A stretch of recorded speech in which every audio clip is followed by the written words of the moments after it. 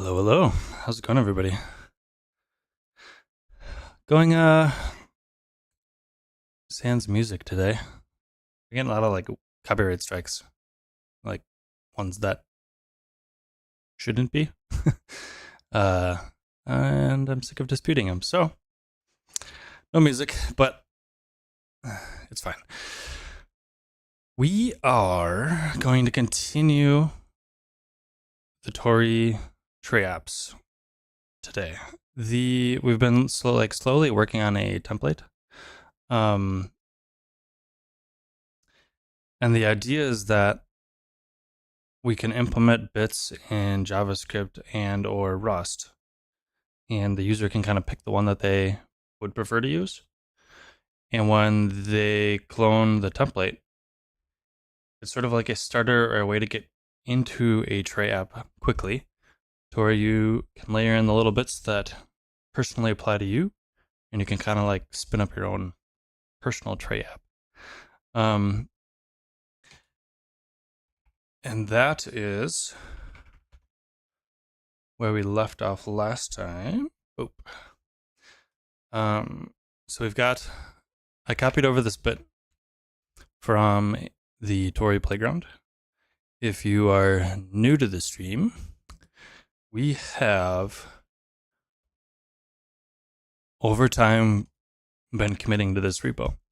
And the idea here is that, actually I just realized I should check. Did it actually sign in? No, it didn't.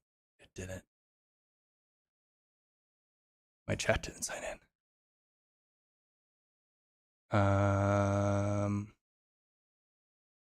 Hey, we're gonna just trigger all this. Whoop, I did the wrong thing anyways. We're gonna get all the things dropping. It's fine though. Those commands, we did most of that on stream. So if you're following along,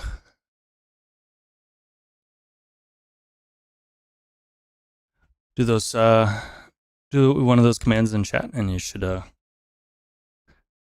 see some effects. The thing that dropped was drop. Anyways, Tauri Playground. We did a bunch of these on stream, and it's kind of been like an ongoing, as we like do little experiments or do little things on stream, we dump it into this repo, so it's easy for y'all to have a place to look and come back to. Some of them are a little bit older than the more recent stuff that we've been working on. We updated the tray up to V2 a couple of weeks ago, and now we've pulled it out into this separate. Right now, it's just a separate folder on my computer, but we'll push it up as a template, and that it'll be something that through the template system in GitHub you can like easily copy it out. Organize it though, I haven't quite figured out how to best organize it yet. I feel like this is very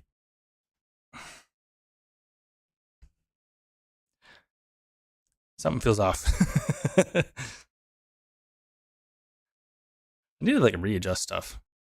I feel like I'm very, very close to the edge of the screen here.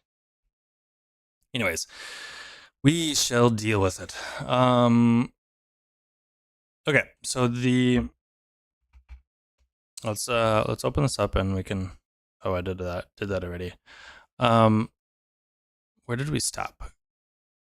We were messing around with the menu items and dynamically modifying the system tray. So we have tray menu item and tray icon. These are the bits that end up creating the tray. So when we say system tray, we mean like Windows, it would appear in this. On Mac, it would appear, in the like top right. The system tray is like up in the top right. So we'll probably end up implementing most of this on Windows, and then I think we'll have to. I'll have to like switch over and use my Mac to test it out there. I need to mute. Speaking of Mac, I need to mute you.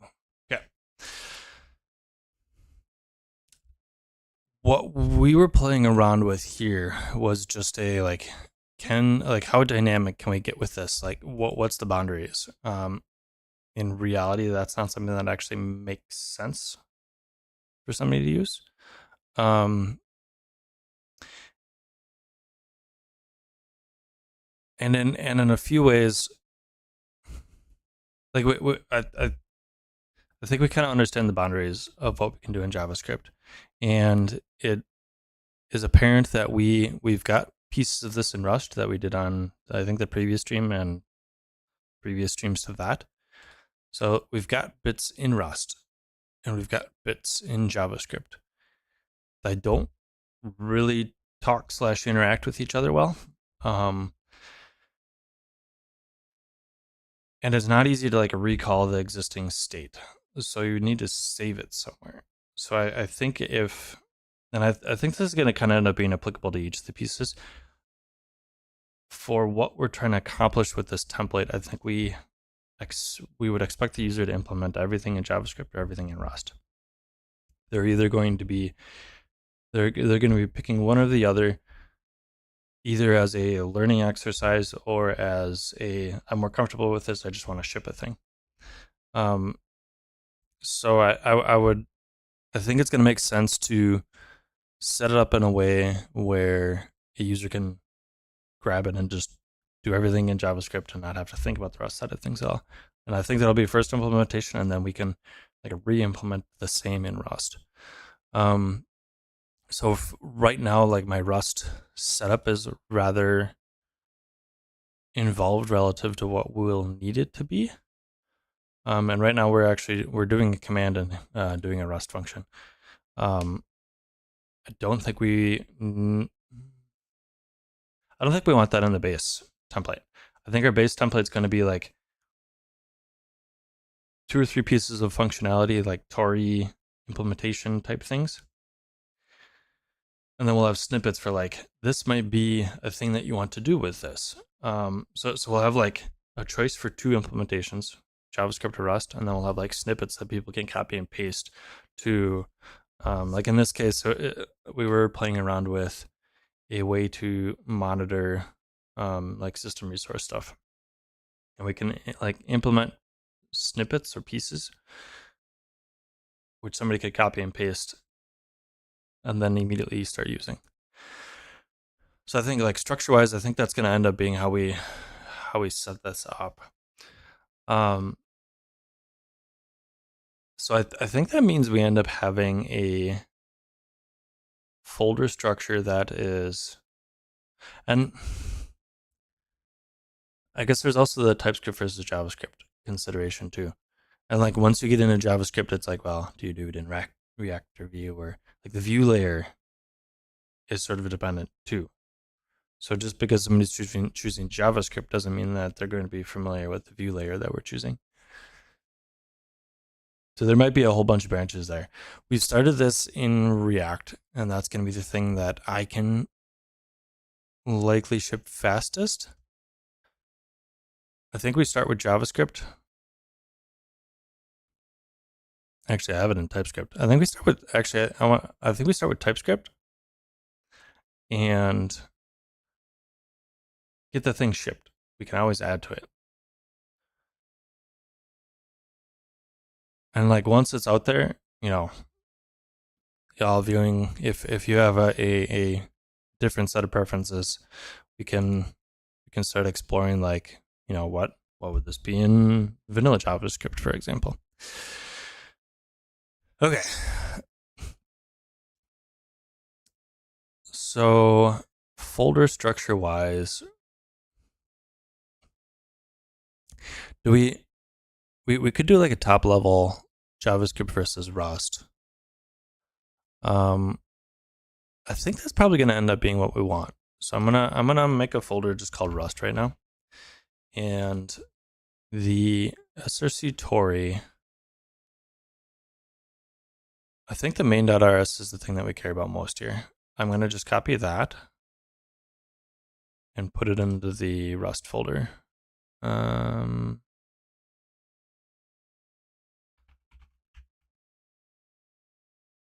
then we can come back to it. Again, I do need to like push much of this up. So like we don't even have, I like this. It's a complete side note, but it's not like restarting the whole of VS Code now. It's just restarting the plugin, which is really nice. Anyways, I don't even have a Git repository for this yet. Hence the. So yeah, this is fine. This is fine. Let's strip out everything in the main.rs, and we'll go from there. So the big thing is that we aren't going to need this setup because we're going to be handling that. We're going to be handling that in JavaScript. And we don't really need the invoke handler either because we're not going to be doing this command, which means that this gets stripped down quite a bit. So we don't even need any of that. And this is what I mean by now somebody coming into this, they might see some of the Rust, but there's not much here. So like this is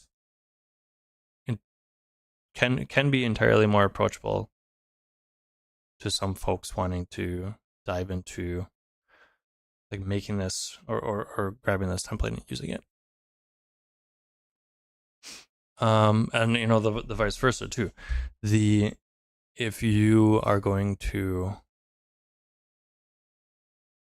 if you're more familiar with like non-JavaScript, you know, like a C or Java or what have you, even if you don't know Rust, you might feel more comfortable jumping into Rust as opposed to jumping into JavaScript. And if you know Rust, you know that might push you towards, well, can I implement the whole thing in Rust? Can we go pure Rust? So I think that would be something to kind of fun to play around with. So we'll go like pure JavaScript, pure Rust. And let's look at we need to look at the configuration. I think this is the last bit that we're going to care about. We have a default window, which is set visible false. The idea here is that when it starts up, you're not going to see it right away. So but by the time we get to, let's close a bunch of this. That's strict mode. By the time you get to running this, it will have, like you won't be able to see the app. So that then our first interaction ends up being, I mean, this doesn't even work anymore either because we've removed it. Like this, the only way, like you wouldn't be able to even see this. This is not going to be, this window will not load, or you'll not be able to see this window immediately.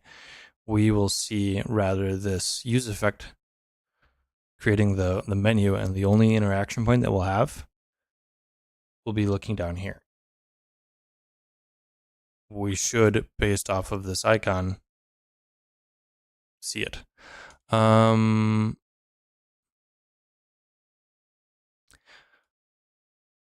We did have to like play around with this specific, like getting this icon to load.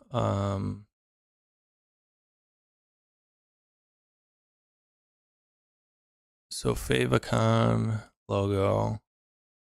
I don't think I need this. I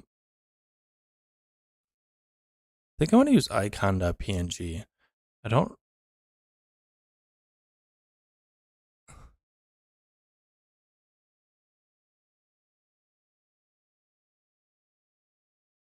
We might need to add it to this. What do we have in there right now? 310. Okay, maybe not.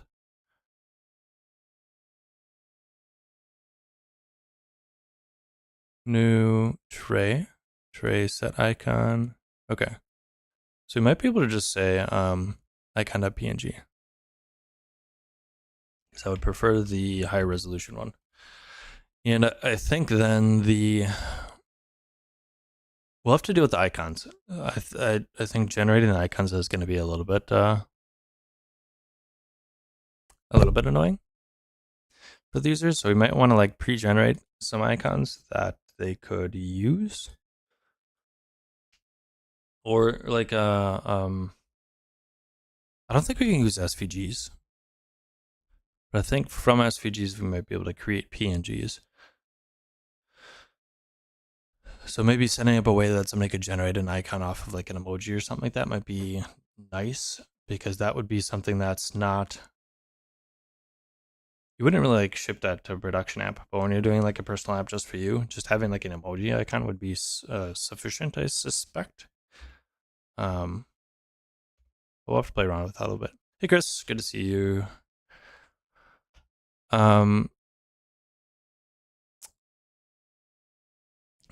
can rip out a bunch of this now.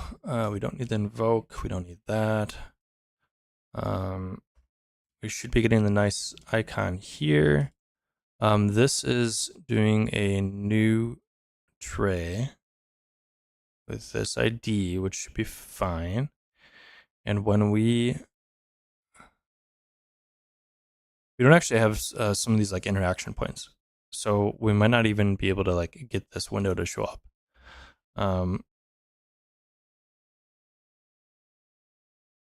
Okay, it's compiled. That was fast. I was just waiting for it to compile. I'm like, it's not doing the thing. Yeah, so we've got two icons right now. We can't interact with either of them. Because we're not handling the click actions. So let's go ahead and make this into something that's going to be usable, I guess. How would we want somebody to configure this? I think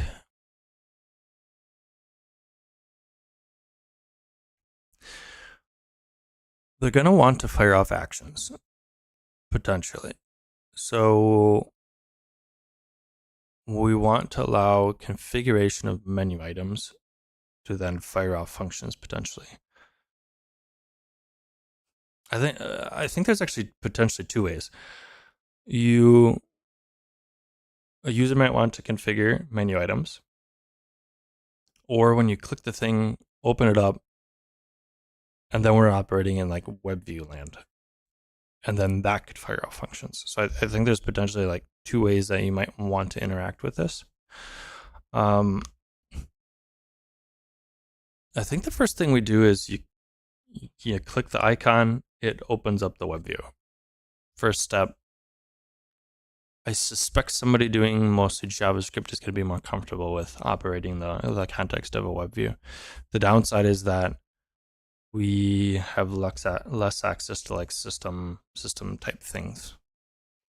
Thanks for the sub, Clayton, or follow whatever streaming things.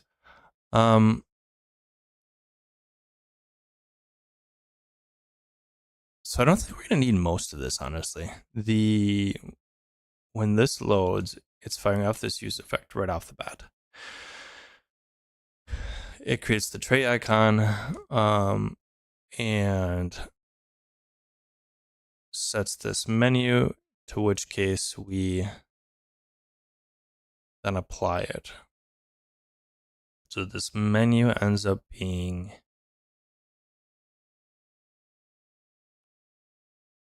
where do we use this menu? Menu.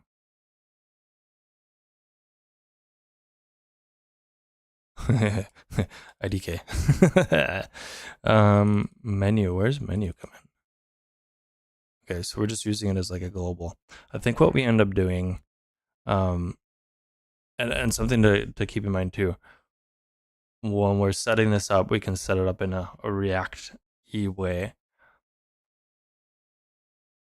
But we also want to make, like, we want to write it in a way that we could pull it out and easily implement it in another flavor of JavaScript. So something to keep in mind. So I think what we end up doing is, I think we do view. We're gonna make a folder called view. This main.jsx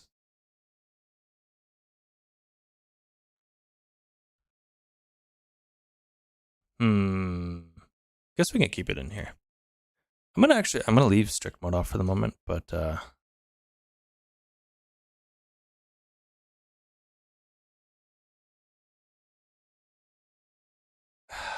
don't know if I want this index CSS in here either.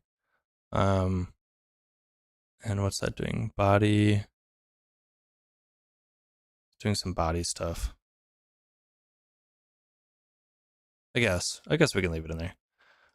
So we're gonna drop these into view.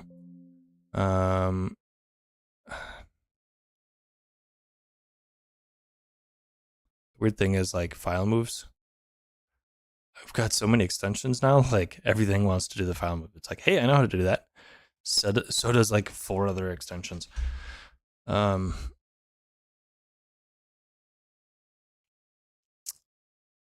think this feels decent. So we have a view, and then we're gonna do like a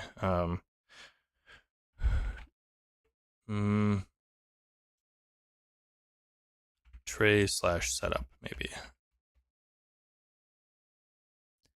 So we're gonna pull out this bit.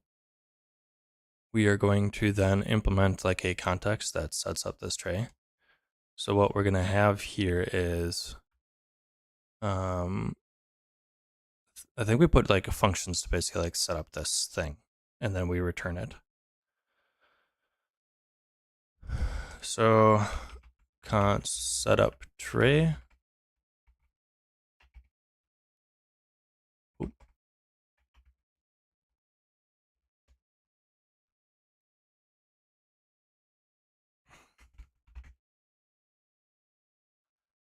And we can move these imports over.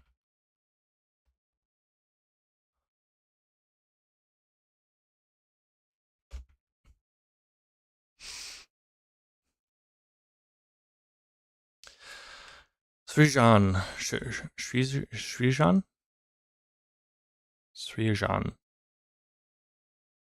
I don't know that I'm pronouncing that right. Let me know how to pronounce it more appropriately if I am mispronouncing it. But you said that Tauri V2 supposedly has a super fast IPC. This will really help your app. IPC has changed. It wasn't Shrijun. Jun? Jun? A or B? A, Jun, B, Jean. Jean like on. Okay, gotcha. Cool. Shrijan. Great, thank you. It's I can make assumptions, but my assumptions are based on me knowing how to pronounce any like dialect or language, which I'm fully incapable of. So, thanks for the help. So IPC, yes, it has changed. It wasn't slow before, but there was definitely edge cases where it could be slow. So depending on how you're using it, there's places where you would see a degraded performance maybe, or performance less than you might expect. But what was changed in V2 was that they switched to more of a like expectation of like HTTP. So rather than using post message, it uses HTTP. But it's still not hitting a local server. It's just that the protocol that it's using. So rather than having to necessarily like serialize everything, using HTTP, it opens up. Okay, yeah, you're transferring image data. Yeah, like big binary data, and that serialization that was costly. And you haven't migrated to V2. Cool. I am curious if you've got like, especially if you got like performance stats or whatnot, what have you.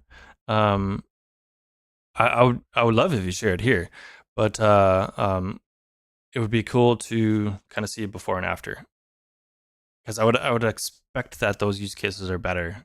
I'm curious how much better, because there's always going to be ways we can improve performance. You know, like it's a sort of a never-ending task. But being able to see progress towards improving that is, always nice to see, like real world examples. But yeah, I would, I think I would expect that to go faster, because there's, um, and like the way the layers are done too, you could implement custom protocols. So you could actually define a custom protocol to where you like stream stuff. Half your screen is 1.2 seconds. Okay. Uh, is that like on every render? I mean, 1.2 seconds isn't nearly as bad as I expected, to be honest. But we actually talked about, we John, who's stops by the stream fairly often. At the end of last stream, he had a really good question about it. The last like 15 minutes, we quickly dug into IPC, and then we referenced, going off of memory here, 3 streams ago, I think we did okay, we're gonna pull it up. I pulled it up last time too. But this would be a good one to look at. Live file streaming, because file streaming also looks at using the custom protocol, and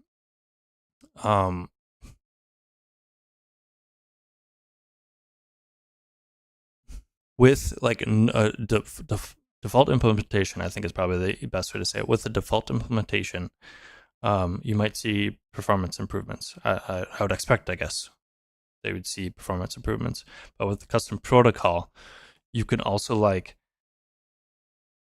basically define your own transport mechanism to where you could do some streaming, or how, like whatever's going to end up being best for your app. You can like define the custom bits and like define your own like custom endpoint, which is like that's really a neat way to like handle these. Like there's always going to be edge cases, but giving somebody the control to be able to improve the situation for that specific edge case, I think is a good solution, at least for the time being. It's not that terrible, but native Mac OS screenshot is nearly instant. You saw a metric on the PR that implemented the new IPC that said the binary blob took 50 seconds in the old IPC. Takes 50 milliseconds now. Yeah, the serialization was a big deal.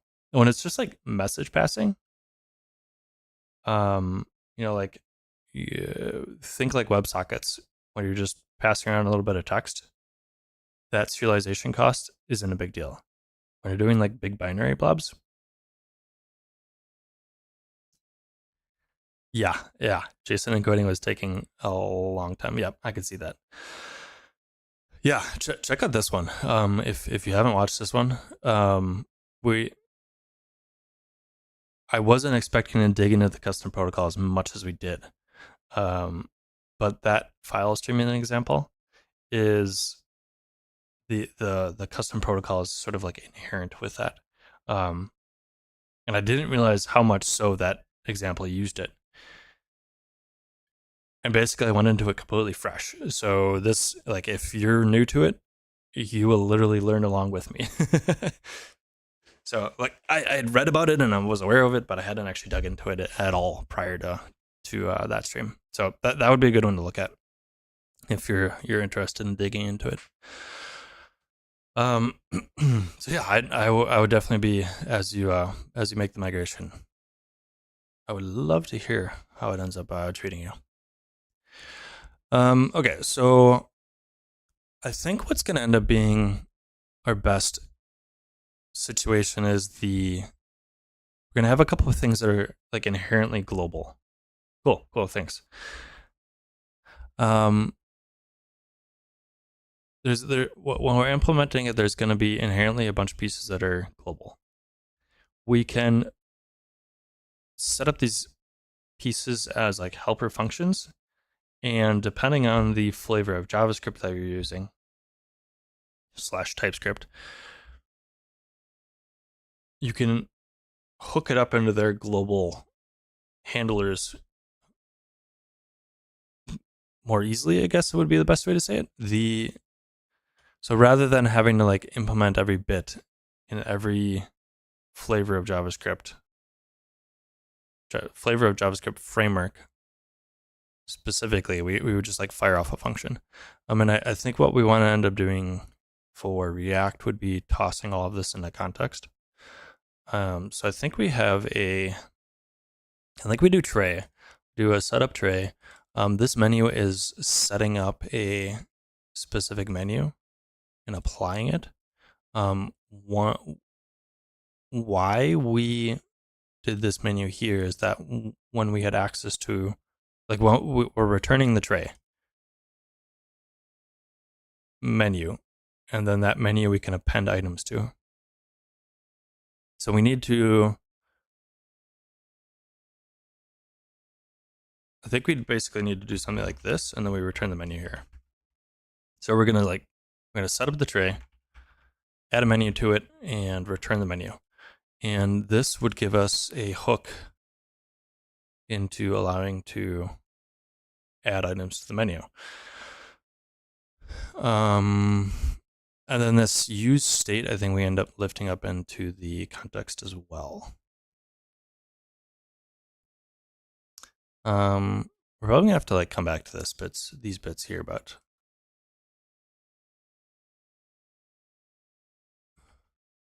I think our default setup is gonna be, let's pull out all of this for right now, just so things aren't airing out. And what we're gonna do is we want to get to the point where we see hi. We run the app, we can click the system tray button and it'll show us the web view. And we'll throw that up into React context. Yeah, I think that's going to be the way to go. Funny thing with React context, I set it up so seldomly, I never remember how to do it. Okay, let's see. APIs, context. Yeah, like it's one of those things that you set up once and then you just use it. Create root. Okay, come on, where are you? Create context. So we're going to, basically we need to implement this. Perfect, actually I'm cool with that. So we've got a main.jsx, and then we've got an app. I think in our app,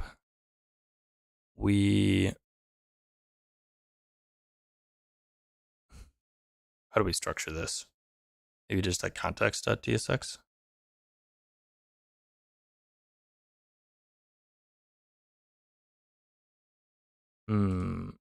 I guess actually, I mean, if we implement it in the app, because we're gonna have a state, and then we're gonna do this provider thing. Maybe we just make the app like this. The app is gonna be the thing that's setting up the root context. I think I'm okay with that. I mean, it's not actually going to be a theme. And then we're going to be rendering. So this is going to render the app. I'm fine leaving this as like lightweight. This is going to be rendering, like this, the internal bits.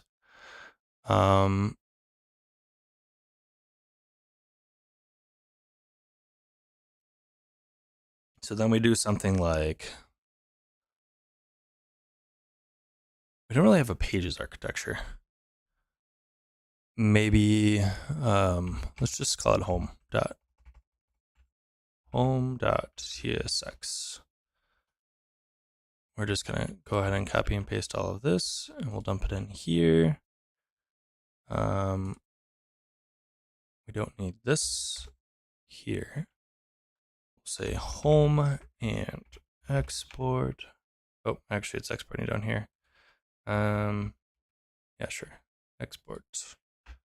default function home.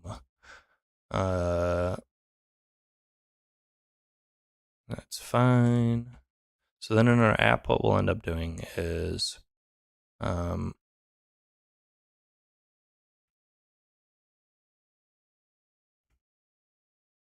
something like this. These bits here, I think we might need to do some of it here, so I'm going to leave them. Not the same, but similar. So we've got theme context, value, and the return. We are going to... So this might be a place where we'd import a router.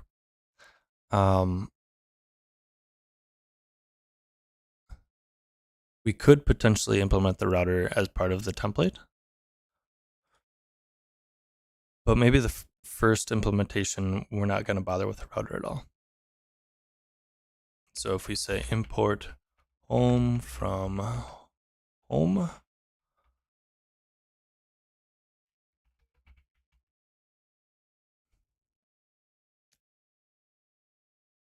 and basically we're doing something like this.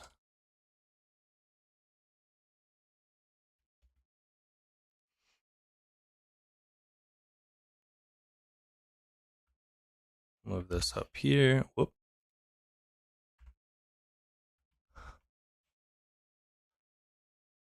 So we have a context, and theme light, theme provider, theme context.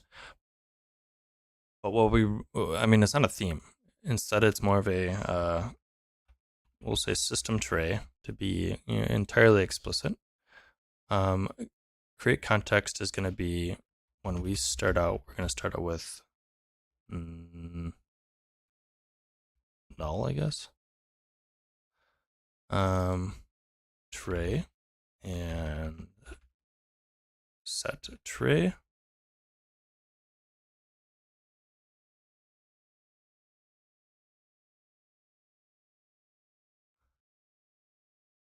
I'll do this and this. So now we should be able to like grab that context anywhere we need it. We want to call this setup. So the setup is going to then return that tray for us. We were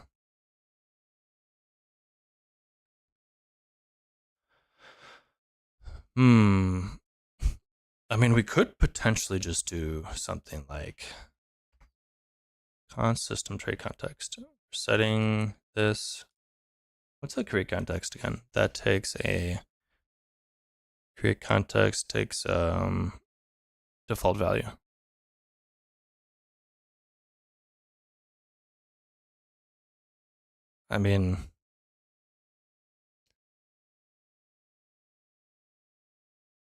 It's fine. I think what we could potentially do here is say const initial tray, because we only really need to render the tray once, I believe. Setup tray. It doesn't currently take any inputs. Oh, I guess this is going to be the bit that it's async because we need to await.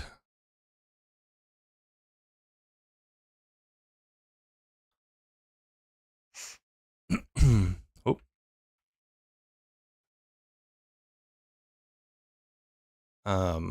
Switching between computers, I keep messing up these shortcuts. So we're gonna have to do an await. Maybe we do just throw it in a. Do we do a use effect on first mount? So use effect takes an array, and if you give it an empty array, it will only fire on first mount. Oh, I did it again. Okay. Where'd you go? Where'd you go?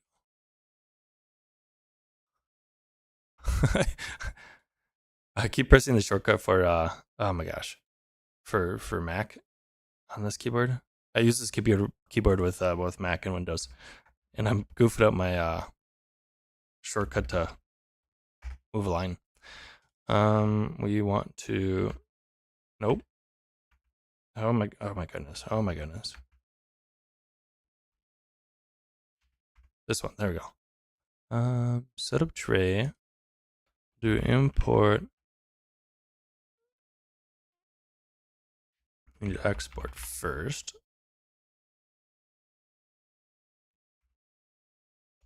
Import from tray setup. There we go. Have you used the tray API from Rust? Yes. So the intent here is that we're going to spin up a template in which first commit might not have all of this, but the like first shippable bit is going to be like all of these bits handled in JavaScript, because that wasn't possible in V1, and I think that's a great implementation, or like a great feature that came with V2. So we'll do it all in JavaScript, and then we'll have the exact same all in Rust.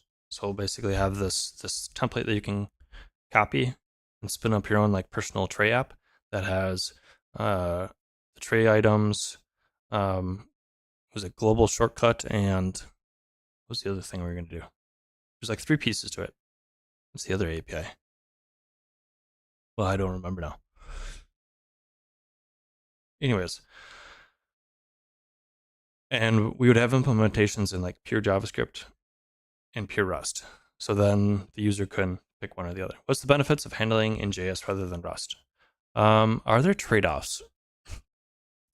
I think surface level JS versus Rust is going to be, what's your objective with this? If you're trying to learn one of them, use whichever one's going to be, whichever one you want to learn. So if you're more of a JavaScript dev and you want to learn Rust, try implementing it purely in Rust. That's going to help you get into Rust. That's how I like to learn. Pick a project and just run with it. When you get stuck, you start researching, and that's how I end up learning and retaining the best. If you're going for, I just want this thing to work and ship quickly, I'm grabbing this template as a way to spin this up quickly and ship quickly. If I'm more comfortable in Rust or JavaScript, like that would be the reason to use one or the other. I want to ship. I'm best at JavaScript. I'm going to pick JavaScript.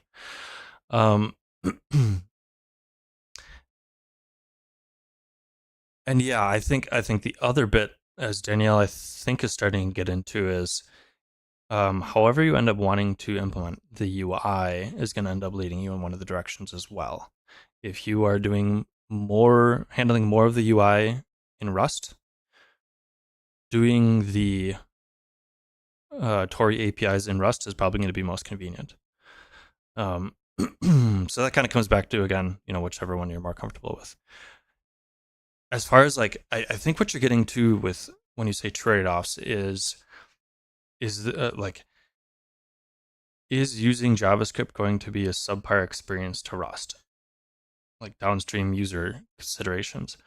I don't think there's going to be a vast difference. Technically, implementing it all purely in Rust might be faster, but what JavaScript is doing is like firing off invokes to Rust anyways, and all the like heavy lifting ends up happening in Rust anyways. I think the only and Daniel, if I'm missing anything here, feel free to, or Dangel. Should I say Daniel? That's Daniel.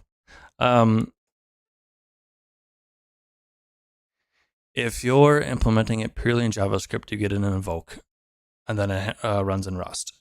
I don't think that firing off the invoke to then handle everything in Rust is going to be noticeable, especially for like this use case. I don't think you're gonna. Okay. Thanks. I was kind of assuming Daniel, and then I'm like, well, maybe not. So I don't think there's honestly going to be a noticeable difference for this specific use case. And for most of the Tauri APIs, I don't know that you're going to see much of a use case difference. I think it is more architectural preference, yes. I'm sure there's going to be edge cases here, but like 99% of the time, I would expect that it's not going to matter because all the like heavy lifting is still happening in Rust. You're just saving yourself in an evoke to fire off the thing. Unlike something like the tray app, it happens when you start it up. I don't think you're going to notice a difference. Firing off the invoke, you might notice a difference if you're doing in an evoke a lot. None of these use cases would fit that type of edge case. So, long story short, Aaron, architectural preference. And like, architectural preference. Do you want to deal with use effect? I guess the alternative to that is write it in vanilla JavaScript or something. But we'll get to those kind of considerations later. So we're gonna just fire off a use effect here. It's gonna set the initial tray. And I think from there, then what we could do is we can just say set tray. And we'll do, I think we just start as null. And we'll do set tray, initial tray. And this is going to give us a handle to the menu to where we can then add menu items if we need to anywhere like within the app. So this would be more, I think what we're going to do is set up sort of like a base level interaction with this system tray item.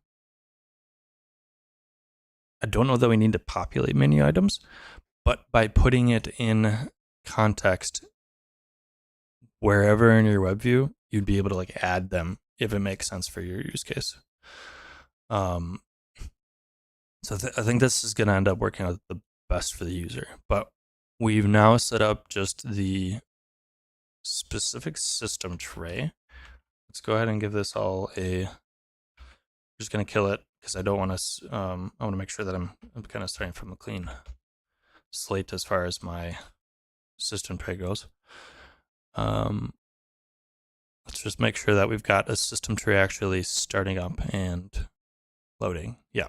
So now let's look at the click interaction. And again, we have this all. I mean, even in this folder right now, we've got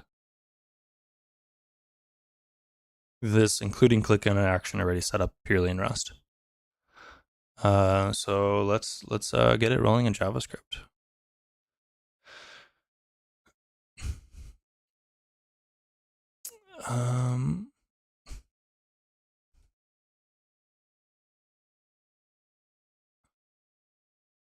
So we don't really have docs or the features and recipes for it yet. At least I don't think so, right? I think I mentioned it a week or two ago, and Danielle brought it up in the working group chat. I don't think anybody's gotten yet to it though. Okay, no.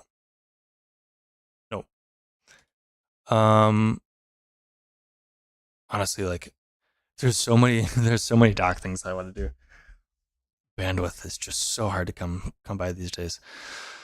Daniela, you know what I'm talking about, right?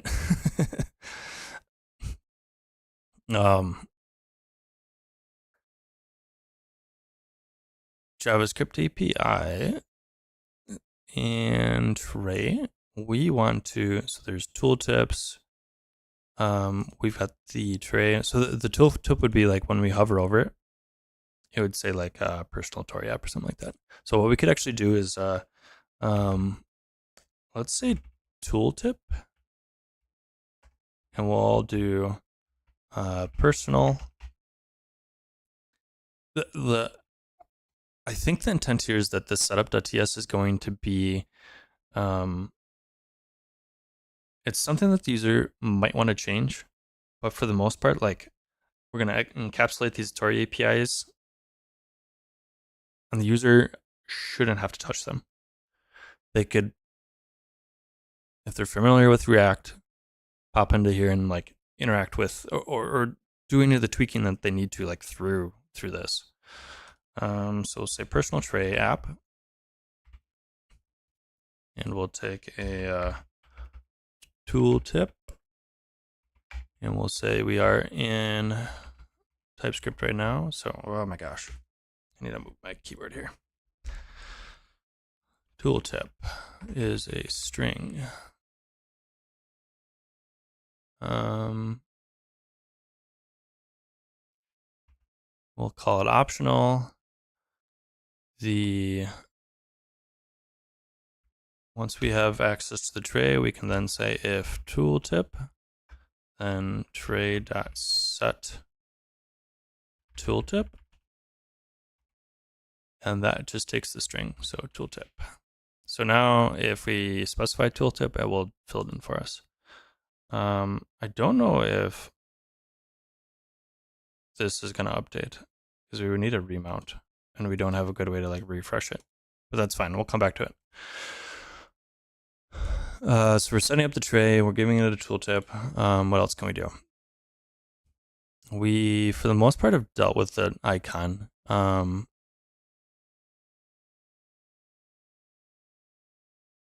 think we're going to come back to the icon.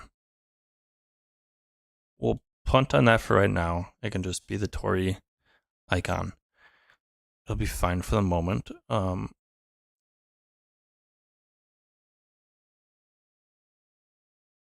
Okay. Mac OS only. I do think I want to like abstract out the icon stuff a little bit though, because that, I mean, even me being aware of how it works, like getting the right syntax on the JavaScript side of things, because the pathing, it's, you know, it's not always obvious like where the expectation is for like the root path is. The like setting that up in a way that would be easy to just like get right the moment you hop in would be nice. But we'll deal with that, and that's a job for future us. So we want to set clicking events. So we're getting events.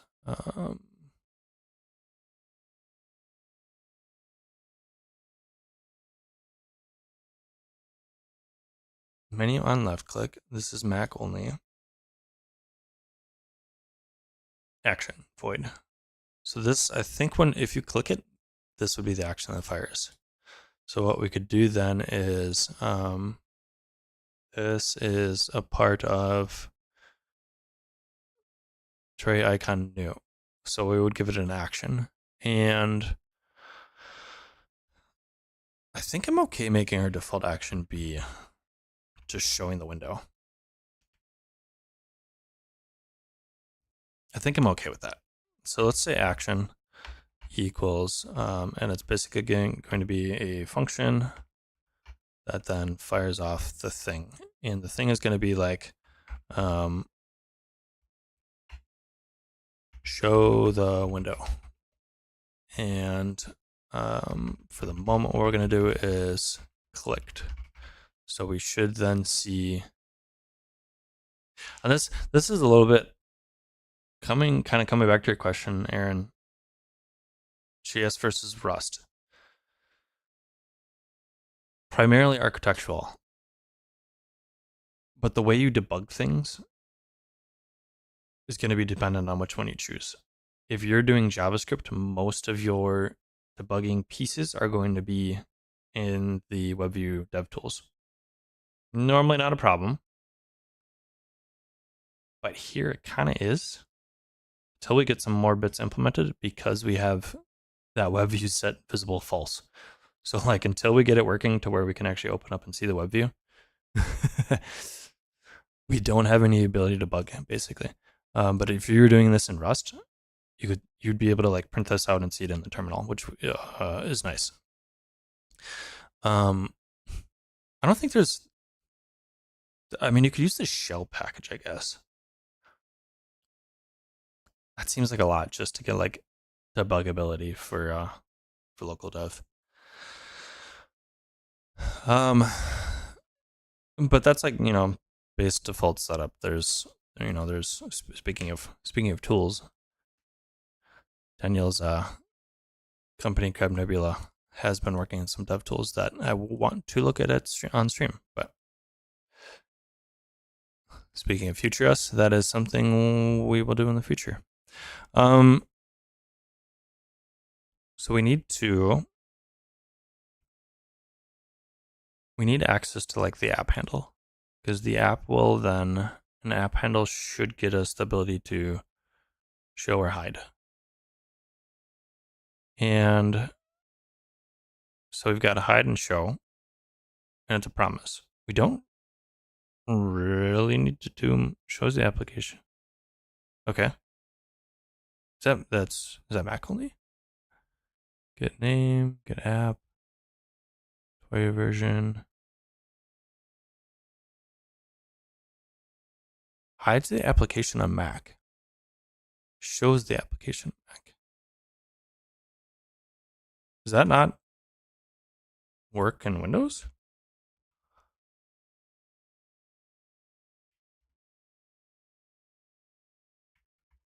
Let's give it a shot. Let's see what happens. And action.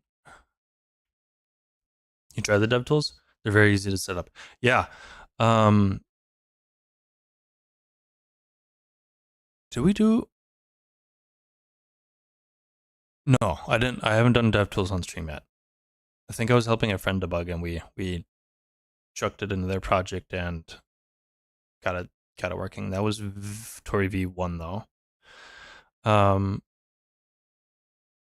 There's, as I understand, there's some imminent upgrades, and V2 support is either landed or incoming. I don't feel like I'm like giving anything away, because if it doesn't support V2, it's obviously something they're working on. But I don't think I've tried it in V2 yet, honestly. It's pretty neat what they're doing with it. And there's a bunch of stuff that Cabernet Billy is working on that I wanna get it to on stream, but we'll figure it out time. Wait till premium comes out. It will be insane. Okay. I didn't want to drop any hints that I wasn't supposed to, so I'm definitely curious. It already supports V2. Okay, cool. I wasn't. I couldn't remember. But again, I haven't actually tried it in V2 yet. But like most of the stuff that I'm doing isn't like deep debuggability isn't something that I need, because we're like trying out APIs on stream. So like most of the things that I'm doing are like highlighting or learning features, and not like dealing with at least at the moment, I'm not dealing with a very deep app that's using this. Okay, so this, we're getting a whole bunch of icons now. Do we have any tooltips? I don't see any tooltips. Let's give this a restart just so we get a new mount. Because again, I don't have a way to like refresh the web view and get a new mount. What's a little bit awkward with doing it in JavaScript with this tray, I'm adding a tray on first mount. In release, I think that's going to be fine. Leaks, you heard it here first. I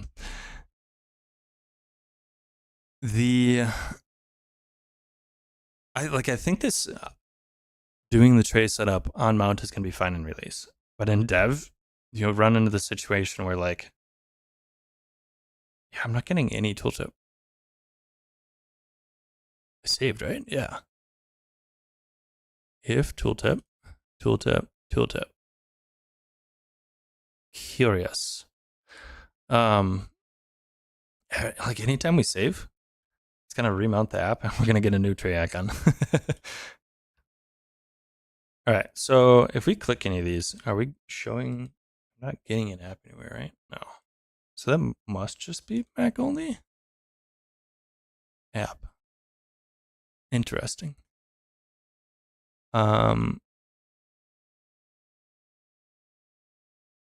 Web window.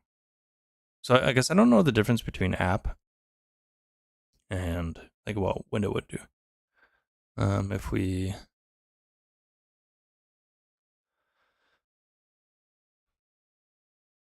monitor, available monitors, is it window or is it a web view? Get all. Try window.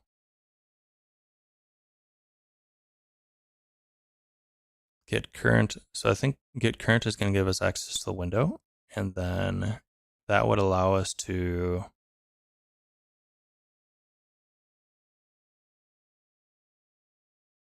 I think there's a show method center, clear, close, destroy, emit. Here, hide. Sets the window visibility to false. So I'm presuming that there's also a show.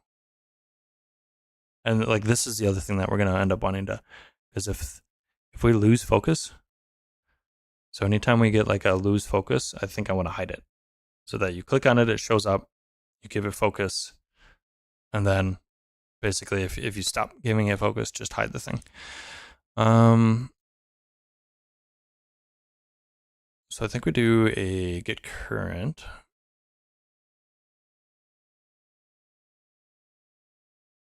Current monitor. Here you go. Thought there was a little example we can grab. So this show the application macOS. We'll have to come back to that once we're like playing around with and testing on Mac. Whoop! I did it again. Did it again. Friends, I tell ya, one of these days I'm gonna like get my brain straight and be able to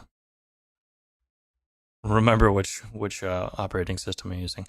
I think when we come back to playing around with this on Mac, we're gonna have to we'll bring back this show. So this will give me the current. No, I don't want current monitor. What did I copy? I want the current window. Primary monitor, get current window. Window, current. So now we can do, I don't know if it's I think it's promise, but current window dot show promise. So we need to await that. Let's give that a shot. We should get a refresh. I still don't know why we're not getting the tool tab.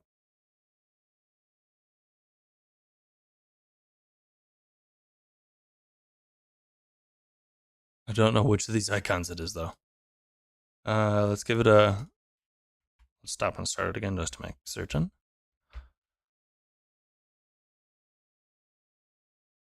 I think this would be less of an issue if you're doing, like this system tray app is sort of a very specific use case.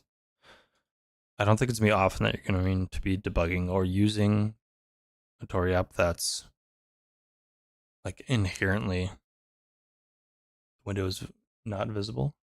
Okay, so we're not seeing it anywhere. Nope. You might say I have too many monitors. I'm looking between like all of them. So tray, action. Oh no, that should be fine. When we click back. Oh.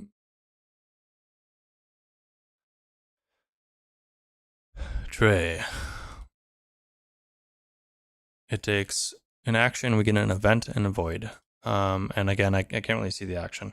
Let's just, to make our lives easier for the moment, let's just set this to I bet you there's some permissions I'm hidden. Let's set this to visible true for the moment, just so we have some ability to debug this. Because otherwise I think we're gonna have a hard day. Where are you showing up? Here we go. And of course I can't drag you. That's fine. I mostly just care about this. Set tooltip not allowed. There we go. That I don't know if that's going to be erroring out that whole function, in which case we're not getting, we might not be like continuing this in this function, in which case that might be why the action is not firing. So what we're going to do is, and I don't really want this as migrated. What do we do? Capabilities.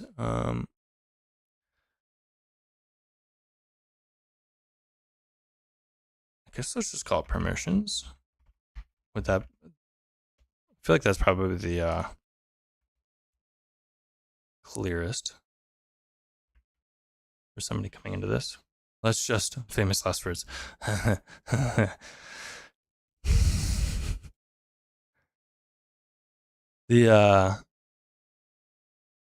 love reading documentation when somebody's like, all you need to do is just this one simple thing, and you're like, deep breath. This is not going to be simple. All right. No errors. Tooltip, a little bit small, but whoop, wrong. There we go. You can see it. Now if we click, we are getting a bad request. Window allow show. That is my issue. We needed to add it in the permissions. Let us organize this just a smidgen. We've got all the defaults here. And then I'll just do a little bit of this and allow set tooltip, image, and menu. I think I'm going to move the image up just a little bit and do something like that. All right. So we're going to get a full rebuild because we have edited a JSON file, which will give us a Rust rebuild. And inspect, console, click. We're seeing the clicks. Right click or left click work. It's just a click. We can do, this does return an event. So we can say event. And now when we click it, you should be getting the event type. So we'd be able to say left click or right click. We can, if it's a left click, do one thing. If it's a right click, do another thing. But I think we always just want to show.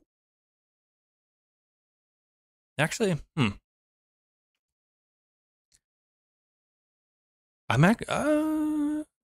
actually going to say let's do it based off of the click type. Click type from event. So we'll say if click type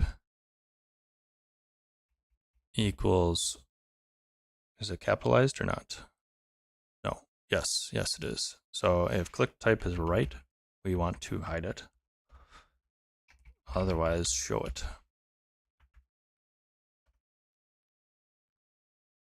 Await window dot hide. Okay. So now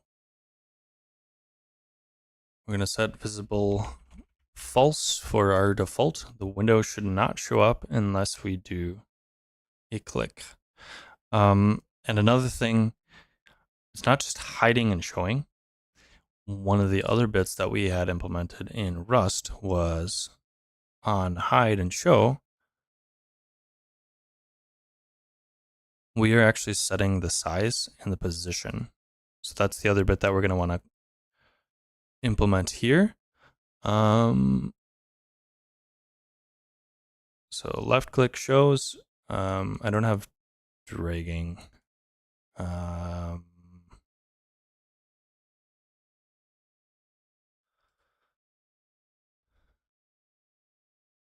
Tauri drag region.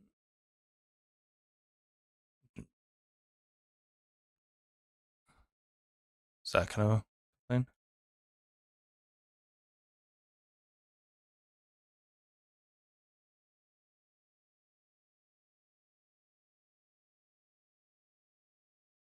Why aren't you working? I think we tried this last time and it wasn't working either. There we go. CSS things. We'll just take it off of this.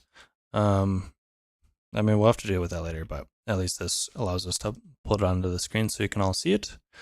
It is currently set to always be on top, because the intent is that like this is a pop-up and then it goes away. We don't have any controls or anything though. So like the only way that we'd be able to hide and show it would be left click and right click, which allow hide is not something that we have in the permissions, and that's why it's not working.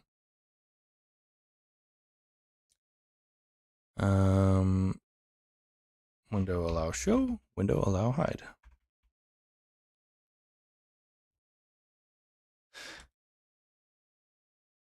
The next bit, while that is spinning back up, once we have the window, we want to be able to set the positions. Okay, so this is tray icons. We want to go back to references, JavaScript API, then a window. This would give us the current window.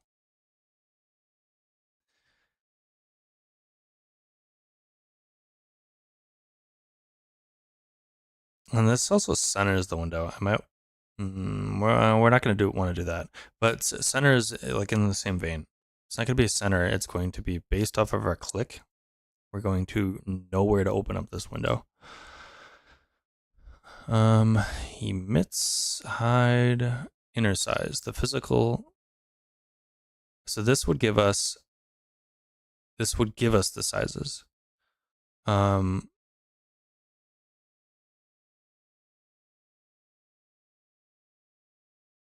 Is listen.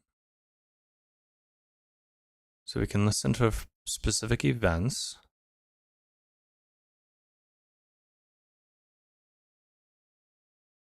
On focus changed. This is probably what we're going to want to listen to. Something like this. So we would basically fire off or set up this listener as part of it, and that would then allow us to trigger a hide when we stop giving it focus. Once are we still in window? Yeah.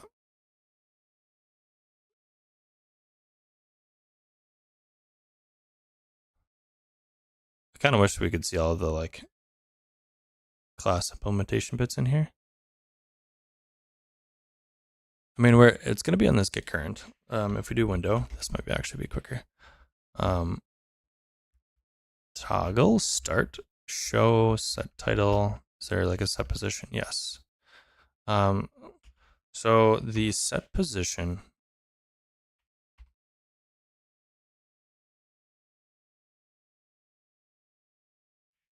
why is my what?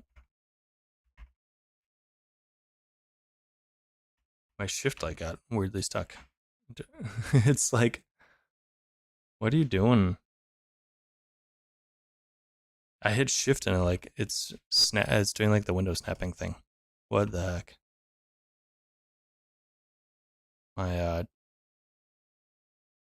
what are those called? Power toys. There we go. Weird. Okay, so set position is a promise, and it takes the logical position or physical position. So we need to do this like a new logical position, and there's a difference between those.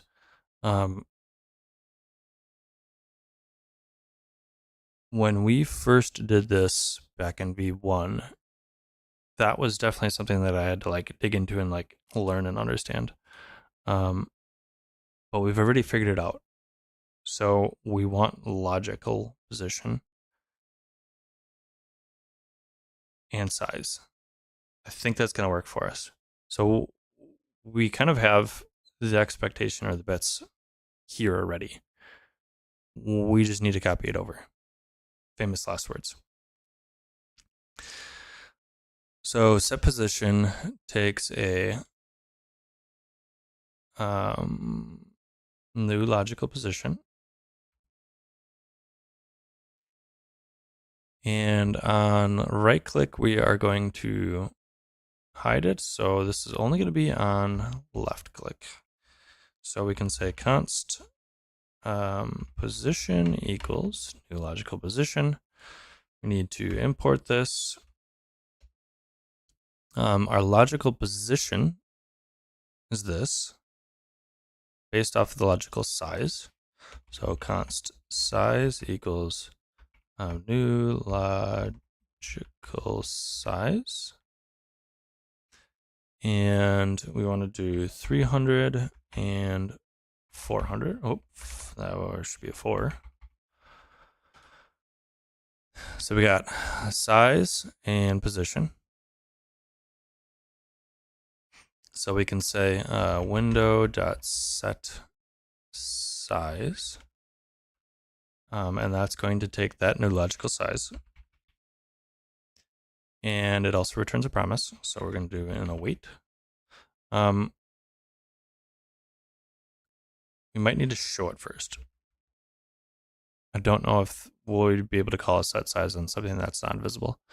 So we'll just assume we need to show it first. But we set the size. So we're here. And then we derive a position based off of the event. So when we have clicked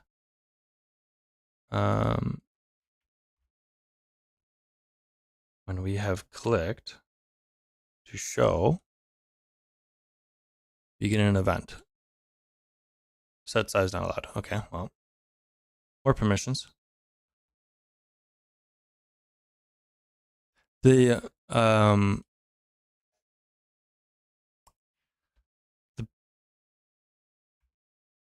permission stuff, that's probably going to be the biggest thing that you have to deal with in JavaScript, as opposed to if you're writing this in Rust, you wouldn't. Like, you still need to deal with permissions, but you're working in like system view versus like sandboxed web view. So this is like specifically opting into permissions that you might require. And I think this like is the way to do it. Like, you don't want to just allow everything. It's convenient, but it ends up being like a security vector issue. Did we get a rebuild? Where'd my app go? Oh, clickety click, click. There we go. So we got the size. And no errors yet. We're good. So if you were, when we implemented this in Rust, I didn't need to add any of these because it was just like operating directly at the system level. So that's probably one of the trade-offs. I think this is a necessity, but it is something additional that you need to like explicitly opt into for each one of these APIs. Let's do an await, and our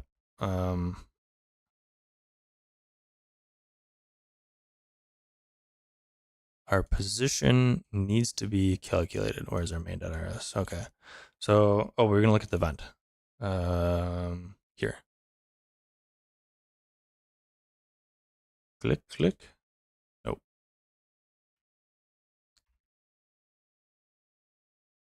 Let's log out the event so we can see the data again. So there's an X and there's a Y, and that's effectively these pieces. So I think essentially we're going to go with something like this. The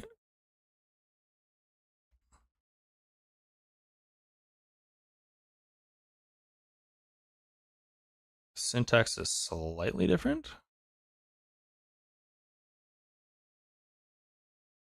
but it's pretty close. And size, I'm guessing is probably still width. So if we do size.width, size.height, this would be 70 pixels. Pretty certain. And then we could do a set position.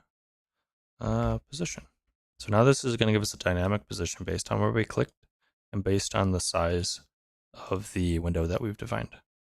So now if we click one of these,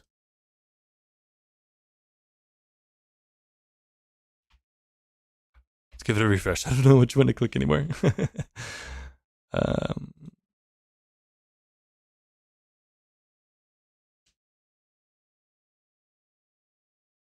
So click. You get this. It didn't open up in the right position. I'm guessing because we need to allow set position.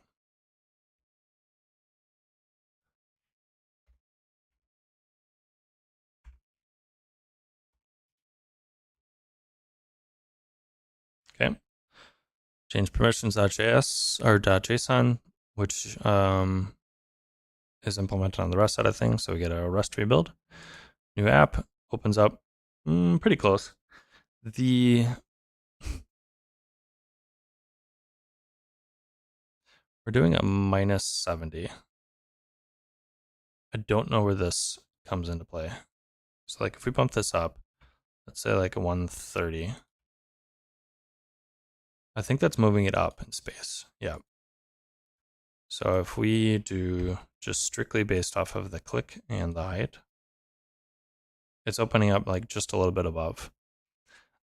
These icons, and we're gonna have to like deal with this on Mac too. In this case, for opening above, Mac is going to be up, and we need to open below. So we'll have to put those switches into here.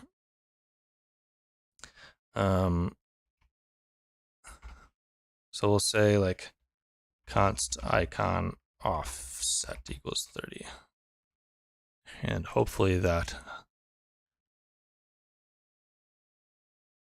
will end up being clear.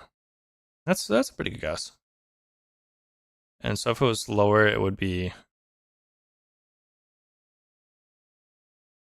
if like the icon was down here, can I drag it? Yeah. So we get this, which I don't dislike. We'll have to look at the focus events and how those get handled. You can go away for the moment though. So we've got the pop-up, we've got the positioning done. We just want to do the focus part. And that might be potentially a good place to call it a day. So we also, while I'm here, global shortcuts and notifications. That was the other thing that I think having the notifications set up might be a nice thing, because this would be, if the expectation is somebody's making like grabbing this as a way to quickly spin up a personal tray app, being able to open it quickly to see some context, having a shortcut to potentially do that instead of clicking in the system tray, and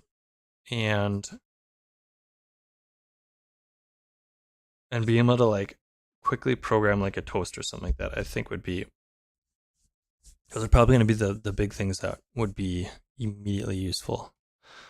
What's log? There's not a register. Okay.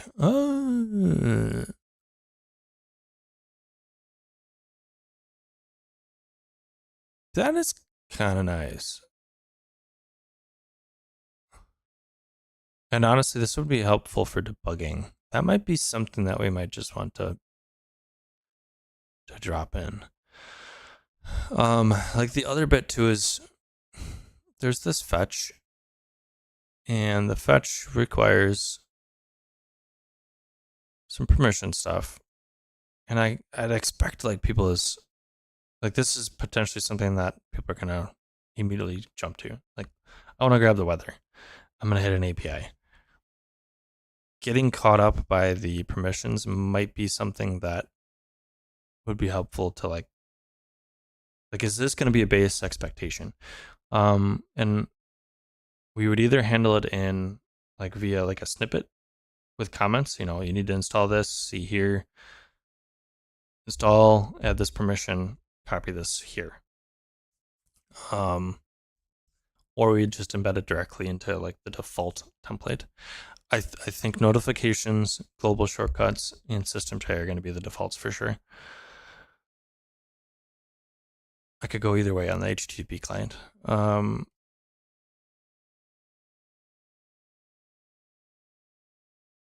like positioner, we're basically doing that ourselves right now. Customization, upload, updater, store. Store might be nice too. just having a key value store,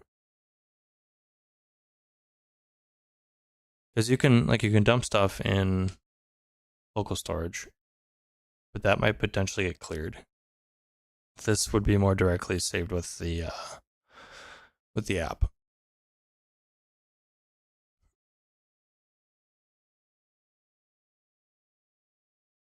Yeah, well, I think global shortcut notifications tray, ship that. We'll go from there. But we got distracted focusing. We are going to look at the JavaScript API for window, class window. We want to listen, emit, current.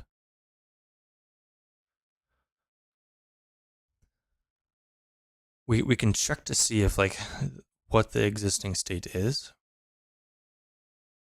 or we can listen to specific events. Listen to an immediate event on this window. So here we could do, and this is going to be at the root. So I think we don't need to worry about unmounting.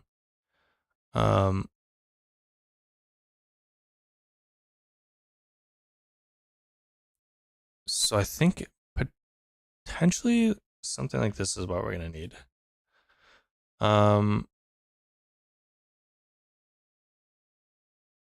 that would be on the window. So once we have access to the window, I think we do something like this. And in here we would end up hiding it or not.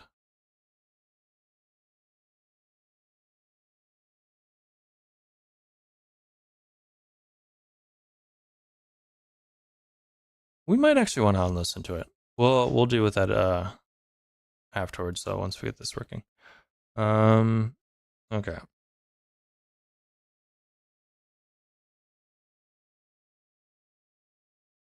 So focused. So when we click on it, it's focused. When we click out of it, it's not focused. So when we would, if we left click, we're not actually focusing yet.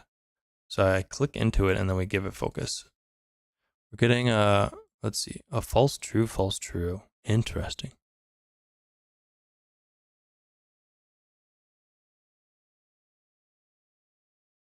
Okay, so it's true right now.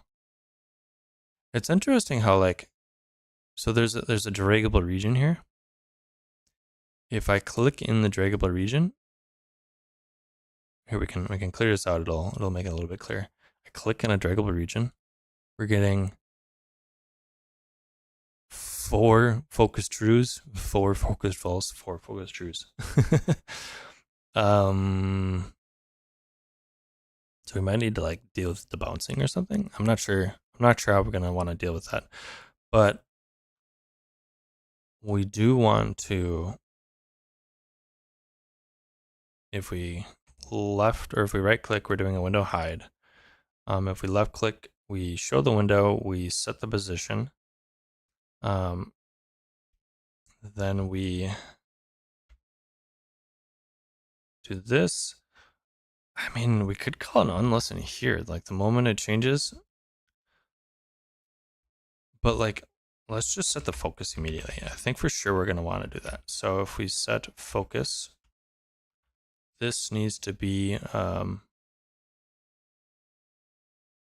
just set focus. Brings the window to the front and focus. Okay. So I think we just want to focus it immediately. Actually, I'm going to move this back up here. Just leave it up there rather. So now when you click, what's our focus look like?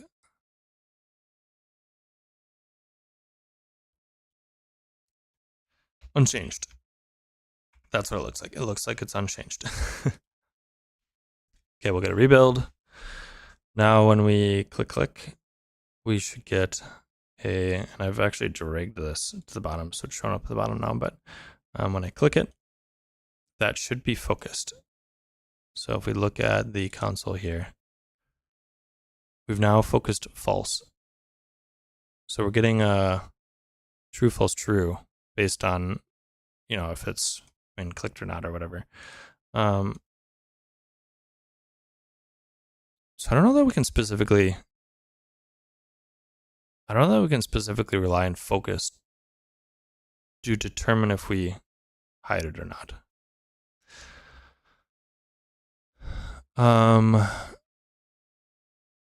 Because focus is sort of a relative thing, because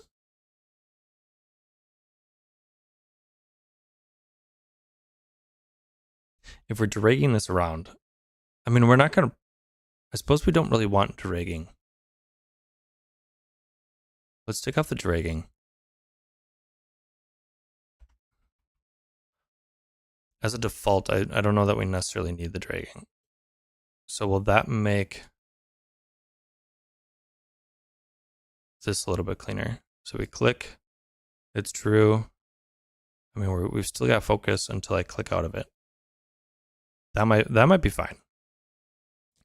So if we say, so now we can't drag it, and we're not going to have those like confusing interactions where, or we won't have to deal with that event firing multiple times. So what we can do then, I think, is we set focus, and now we are going to listen to when it changes. So if focused equals false, I suppose we don't, it's just going to be false, I'm guessing. Focused. Then what we end up doing is like a window.hide.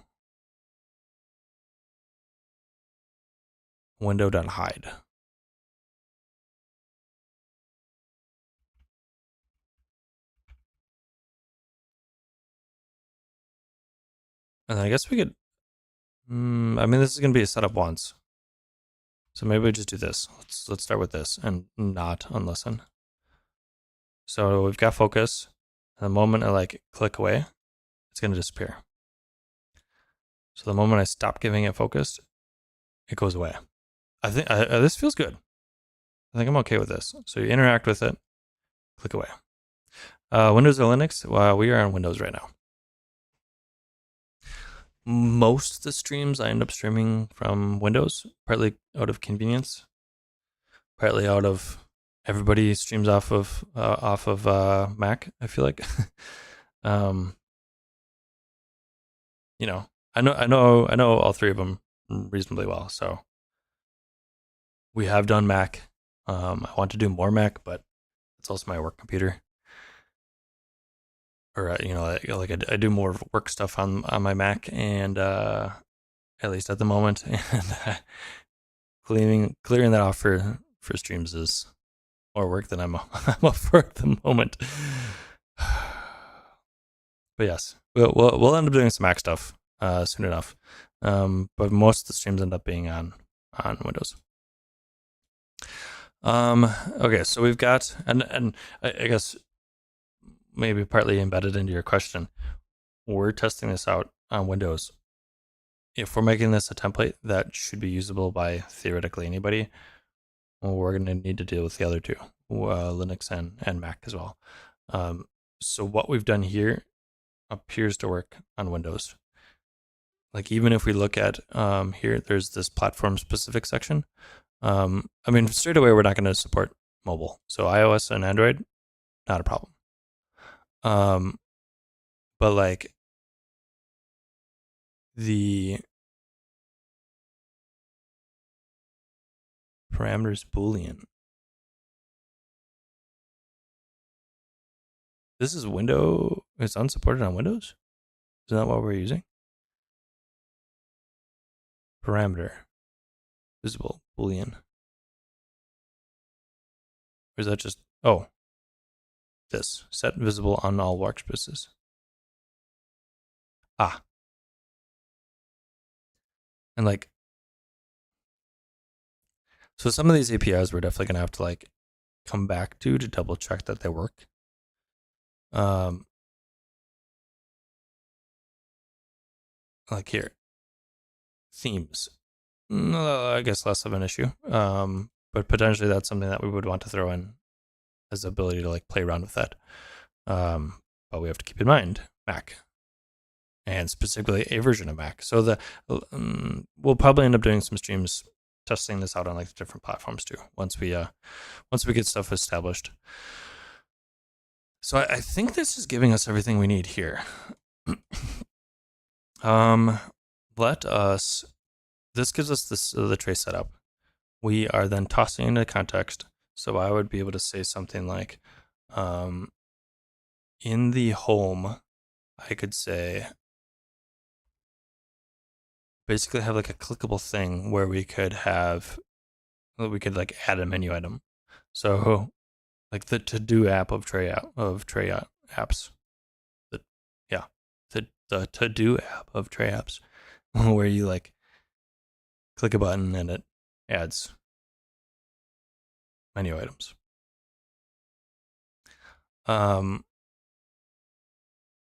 Should we do that real quick? I guess, sure. Handle add menu item. Tray menu items. So that like a bunch of this I don't actually need.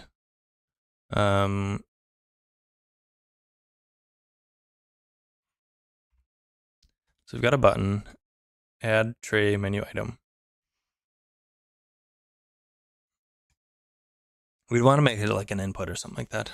If we want to make this like purely dynamic, but this is more just for showing someone how to implement this if they wanted to add their own menu items. So I think we get rid of this, get rid of this. We have a menu item. The action is going to be, we're not going to actually set, we're just going to log out.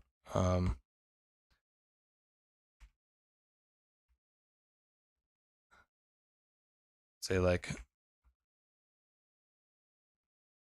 menu something, menu, well, I guess we'll do this, clicked. That I think will end up showing up in our web view. Here we were depending on state to like dynamically add ones. The ID matters, and the menu matters. We need access to the menu, and that is going to come via context. So let's remind myself how to use this goofy context. Create context, provider, and then when okay, the hook. Sure.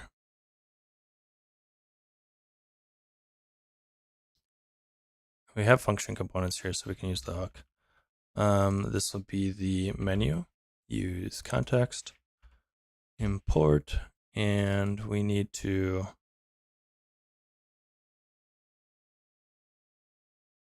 we've got it here. System tray context. I guess let's move it to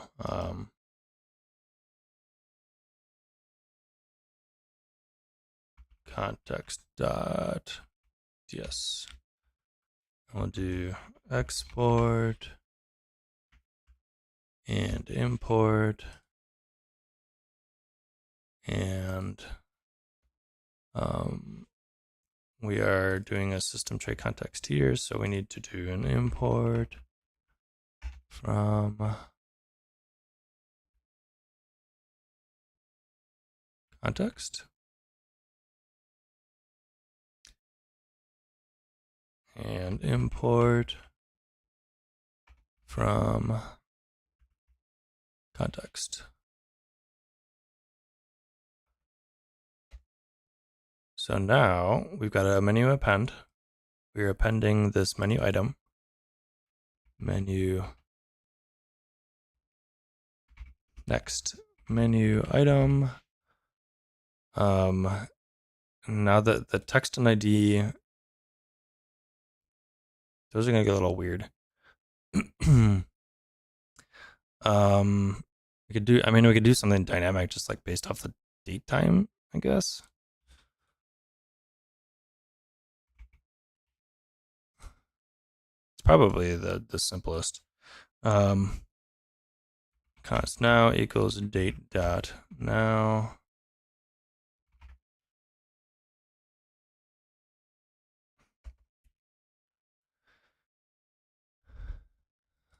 That's not really going to be helpful. So then we can say text is menu item at, and we'll say now dot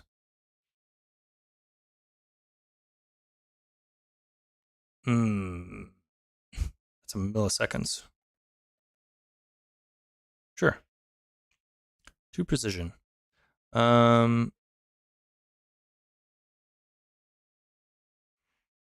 Sure.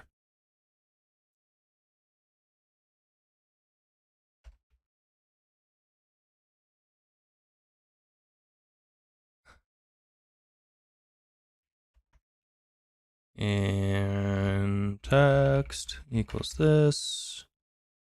Clicked that. I think that closure will be fine. So now when we look at the web view, we'd be able to click this. We have an option here. We can click that. When we click this, it's going to hide it again. And now if we right click, it's going to nice. Do precision. I mean, we can deal with that later, but like it shows us the options there. So right clicking is also, it's going to both hide it, but also show the menu items there. Hi, kitty. Yes. Come on.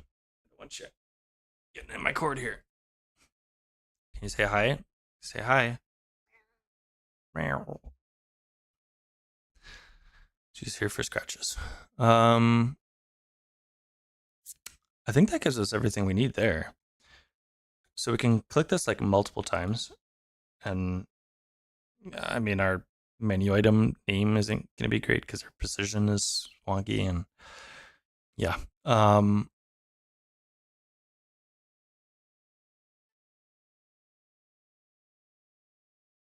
Yeah. I mean, we can deal with that later, I think. But that gives you an idea of like what we're looking at here. And somebody could then basically come in here and go, oh, well, I know React. I'm using this context. I've got a menu item. And like I can now dynamically add my own menu items. So this might clue somebody in enough to like understand if they want to add in menu items. So now, what time we got? We've been going for almost 2 hours, coming on to 2 hours. Let us, I think we can throw in a global shortcut quickly.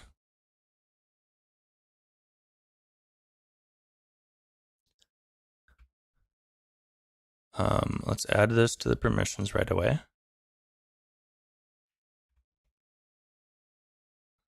So we got menu, tray, image, window, global shortcut. We are going to, we've got a, we have a folder for tray.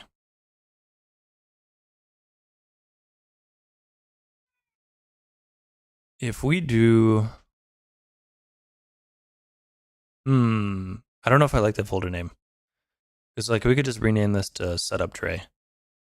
Because that's all it's doing, and I think we only need one. Let's call it app APIs. Update imports, yes. And we're going to set up tray.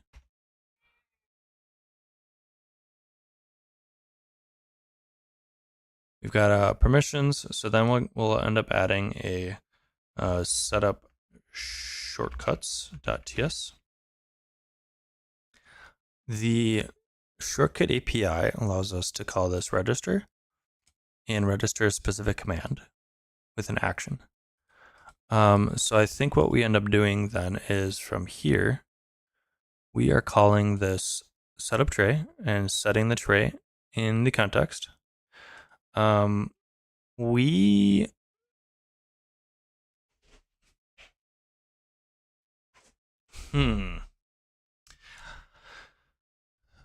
how would somebody use this? So if you do a global shortcut, what would you want to do? You probably want to show the app. That might be an easy way to like allow somebody a way to trigger showing this app.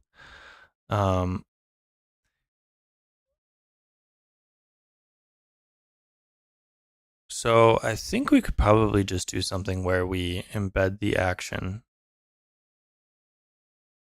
Maybe we have like a default action or something, or default. We on first mount set up the tray, and then if we do something like set up global shortcuts,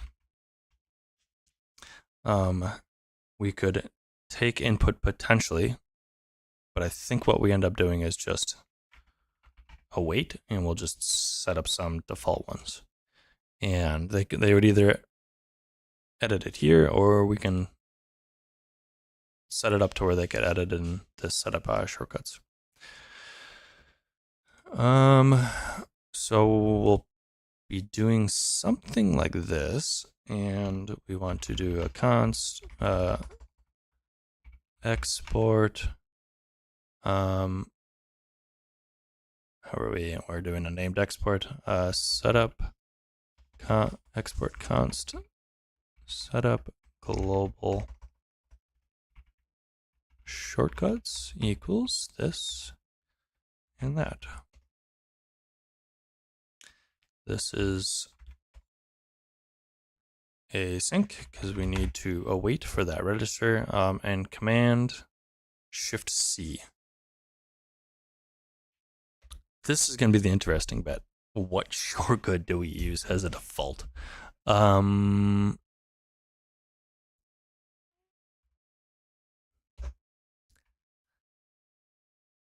Like that one wouldn't necessarily work for me.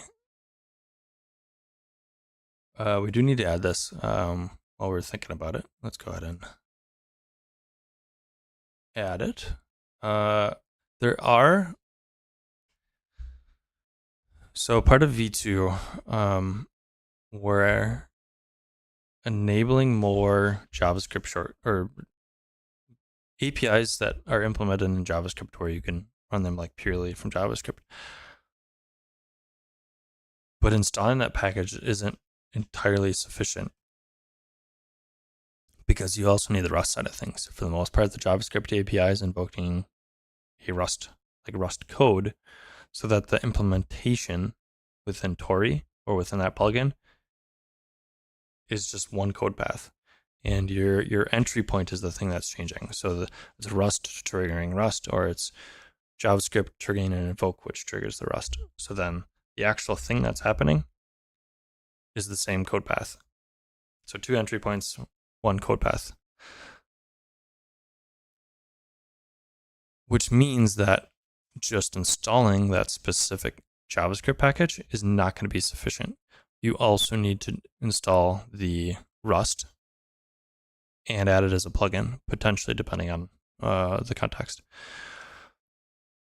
That's why there's this automatic command. And what this ends up doing is by running this, you're triggering the Tauri CLI to handle your cargo toml, the plugin change, and your npm install. So like that's the benefit of having this this automatic command. So we want to, let's go ahead and grab this and we'll add that. I don't remember what we were waiting to. Yeah. Can't set imports granularity. Interesting. That's interesting. You can tell people do dev with Nightly. So that should have given us a main.rs that has this plugin, a cargo toml that has the global shortcut,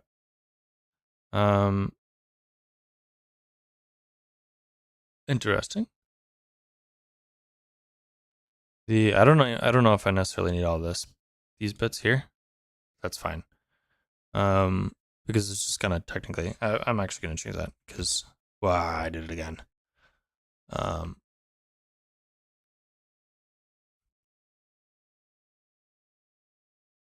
I might need to just like a remap some of my keys because the amount of times that I'm like mixing up my computers. Now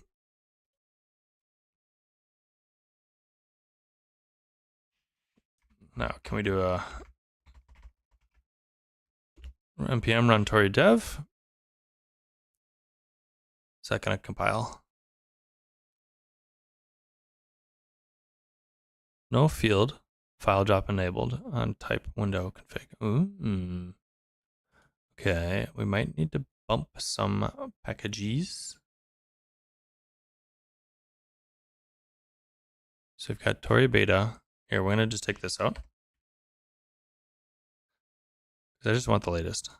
We're going to go into that directory. We're gonna do a cargo update, I think.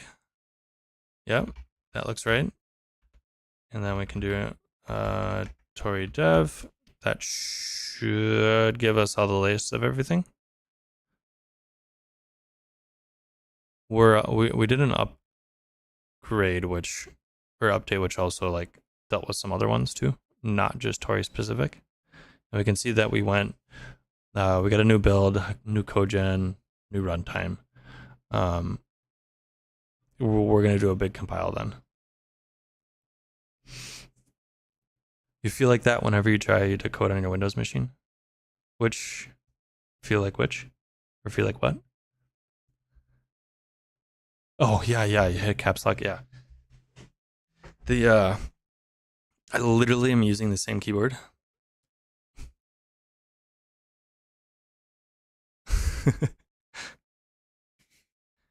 The buttons are different. When I want to move lines, that's the like move window button, and vice versa on the other operating system. So every time I like am working at one computer and then I switch to the other one, when I try to move a window or move a line of code, it does the opposite of what I'm expecting it to. And then by the time I've like done it enough and like retrained my brain to do the right thing, I've switched back to the other operating system.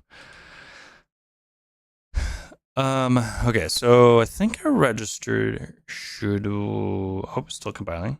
Finished. Okay. So this pops it up.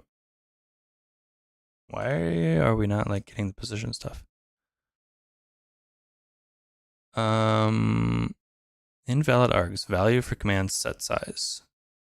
Expected map with a single key. Setup tray. So on line 35,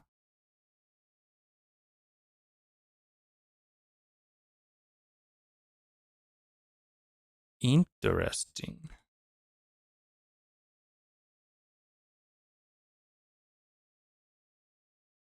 Invalid args value for set size. This is a little bit like set size. I'm pretty sure that's the invoke for this window set size. So invalid map, expected map with a single key.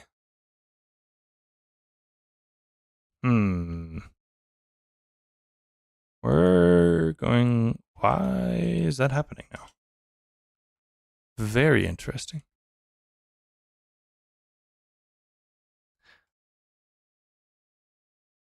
So we're doing a window show. I mean, it could potentially be somehow related to this focused thing that we added. So if we take out this, what is it going to end up doing? Hey, good to see you. Good to see you, Chaub.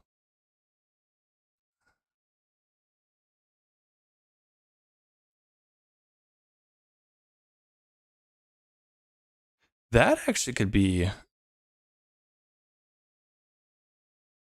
We did update some of our stuff.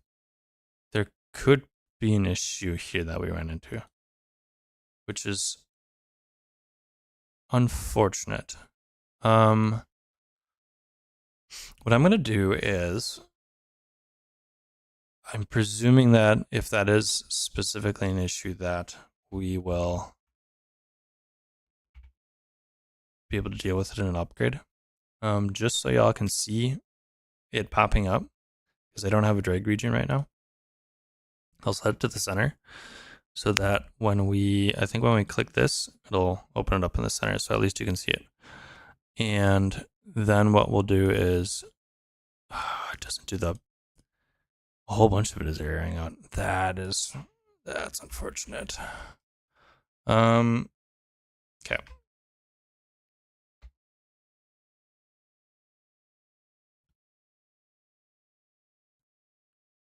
We got a new build, macros, runtime rye.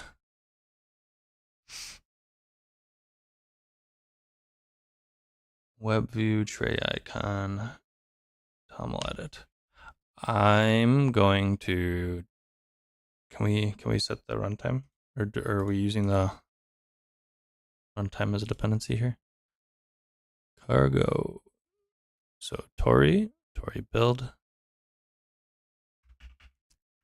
We're just gonna roll with that.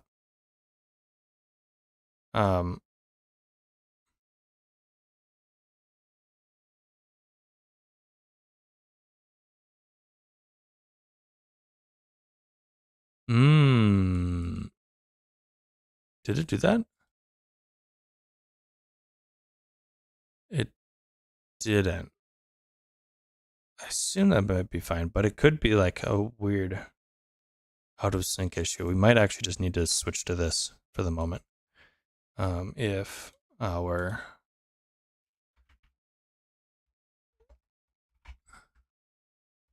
I guess let's try this. We'll do a cargo update again, which since I've been, I must.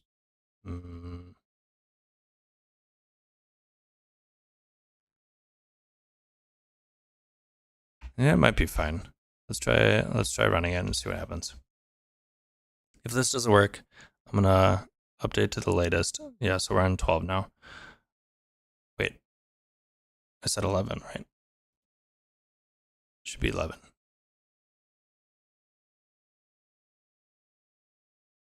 I might just grab the like whatever this is published at. I might just grab the Git branch.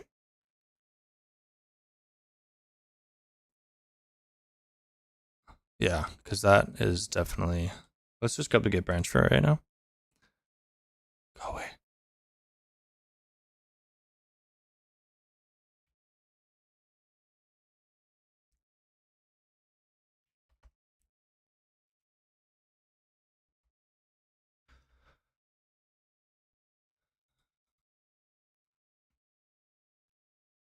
So we'll get a rebuild, and we're pulling Tauri plugin global shortcut v3 from that branch.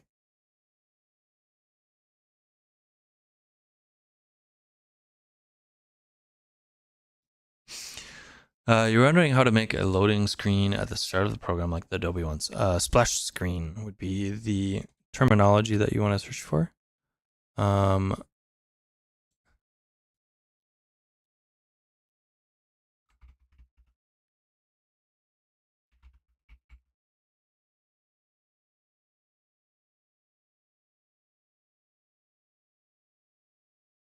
Right?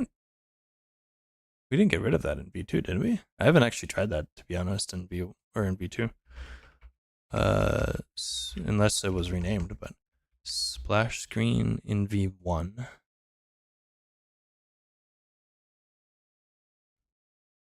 Splash screen window. So you can do it with a like HTML file, and basically it's a secondary window.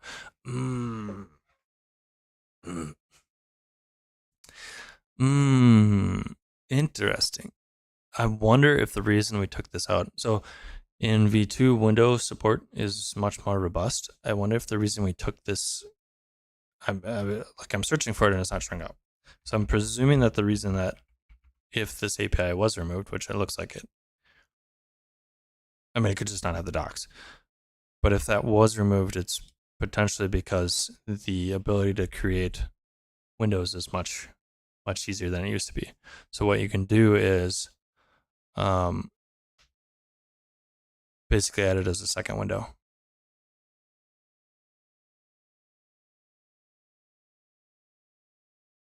And that you'd do something like this.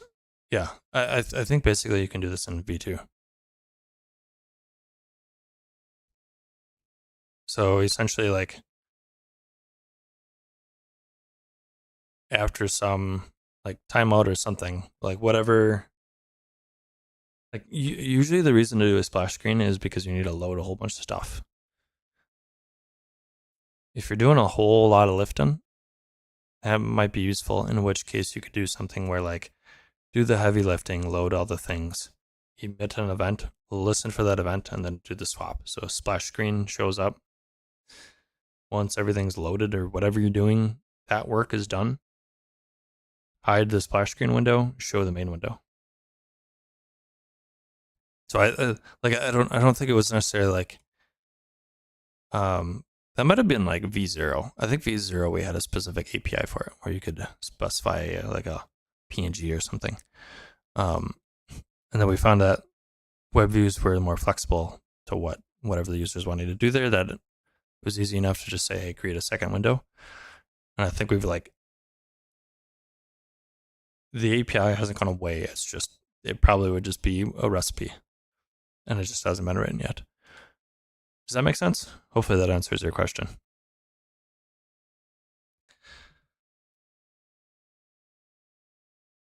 Okay, so global shortcut, are we running? This is up. If we click here, okay. So some is still broke. Invalid args value for command set size. Invalid. Expected map with a single key. Expected map with a single key.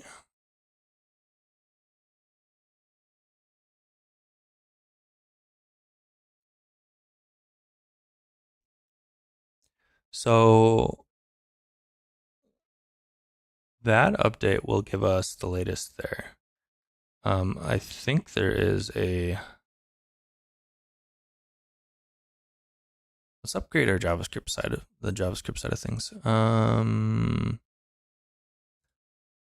gonna be a fast way to do that. So the CLI has a tags. Yeah, this is probably gonna be the fastest. So Tauri, utils, runtime,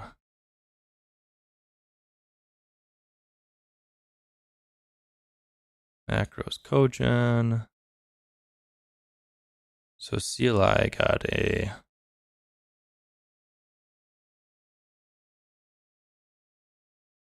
an update here. So CLI is on API beta 8, and CLI is on beta 13.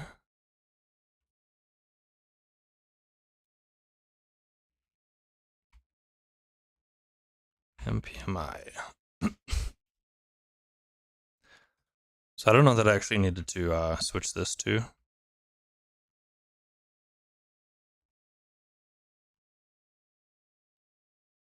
Guessing it's more so about that API just having changed, in which case,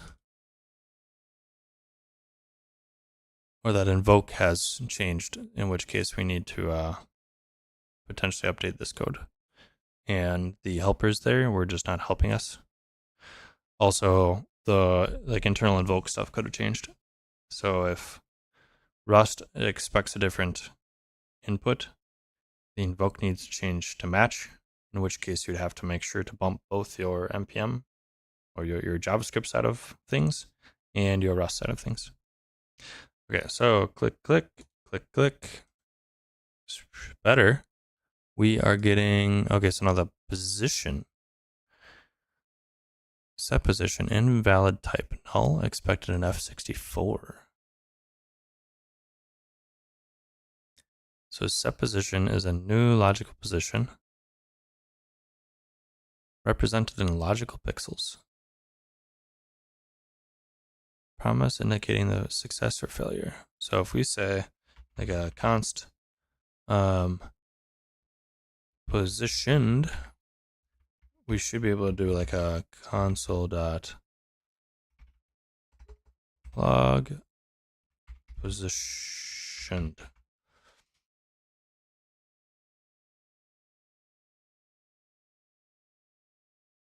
Oh, this is nice. It lets us know that that's already registered. So that should be reloaded, uncaught and promise invalid args. So if we look at the network, we're doing a set position. It's doing a bad request. We are giving it a, we're getting an X and Y that is not valid anymore. Console.log, whoop, event. I wonder if our event changed slightly. Clear, click. We now have position. It did. So it'll be event.position. So I guess I can just do, I like that. We're just gonna do it here. Event.position. Position. There we go. Now we should be on the latest and it should just work.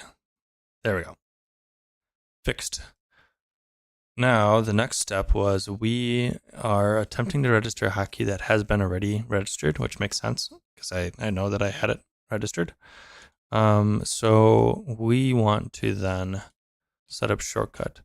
I think I have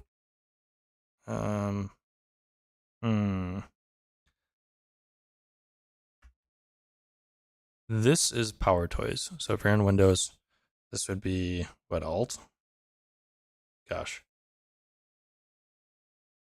Is that my Alt? That's my Alt, right? Yeah, that's my Alt. So if we do like Windows space isn't set. So I could potentially do the Windows key on Windows. And that might actually be, fine. What's going to get a little weird is the ability to do switches for operating system is much cleaner in in Rust, because it'll like tree shake it out effectively.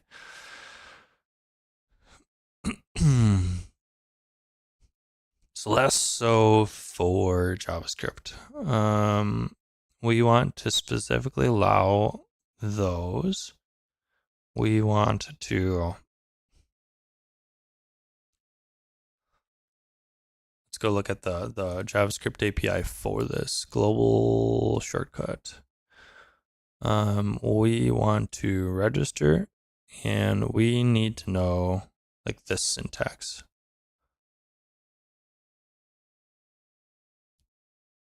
Shortcut. Shortcut is a string.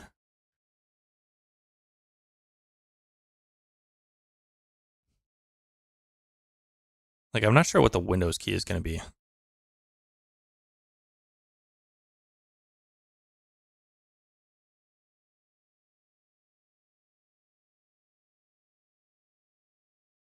So knowing where to find a list of these would be very helpful.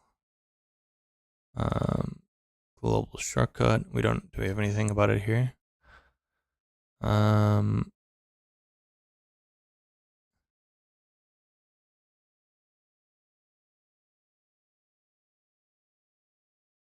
Permissions. Oh, I don't want to go to plugins.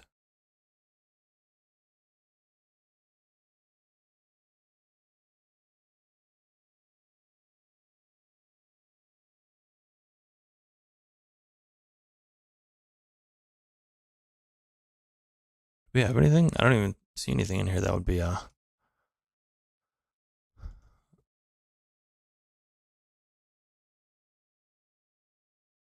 want a list of like possible shortcuts. I don't know if they line up with them. I bet you we can do creates.io. We want to, let's go to the plugins workspace. Like we had mentioned before, most of our plugins are primarily implemented in Rust. And then the JavaScript side of things is more of a helper, in which case it's calling in an evoke. So based on a certain thing, we're invoking and we're just hitting the Rust side of things. So if we would look at instead the cargo.toml, that's going to hold the code to, for the most part, handle everything. In which case we're using the create called global hotkey. And if we look at that code and their docs.rs, global hotkey,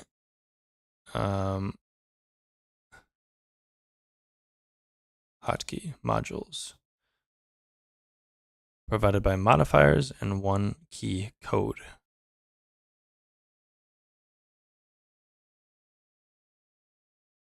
Do we have like a list?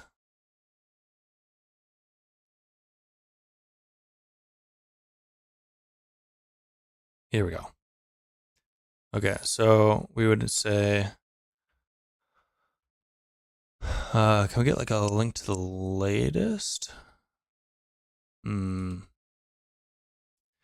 We are specifically using version 2. Whoa, 2. 2.1. So what we're going to do here is we're going to say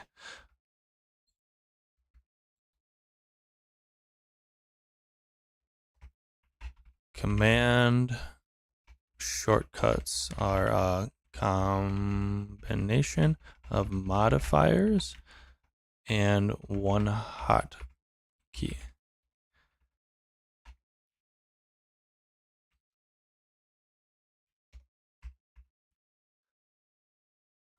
Actually, let's split it right here. So now what we're going to do, and this is part of like what ends up being useful when you're setting up a template. There's like very specific things that you might want to modify and know. And having like direct links to all of this, like, hey, I want to edit this one thing. We'll look at this doc. This is going to be a list of all this stuff.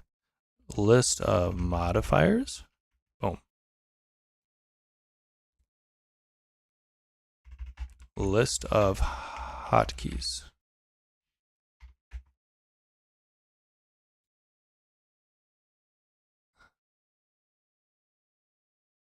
Hotkey. And we also want to go to 2.1 for this. I don't know if it's going to matter much, but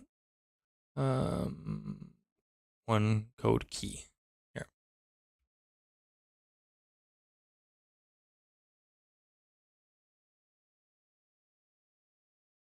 And one hotkey. How do they word it? Modifier keys and one key code and one key code key codes. There we go. I think that'll probably be the most clear. So now what I want to do is I want to look at modifiers because I want to use is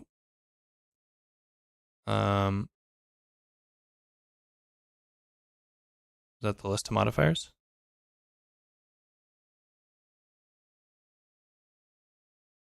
Okay, so this is the list of keys. Oh, okay. So there's specific modifiers here. And it's based off of this modifier keys. Okay.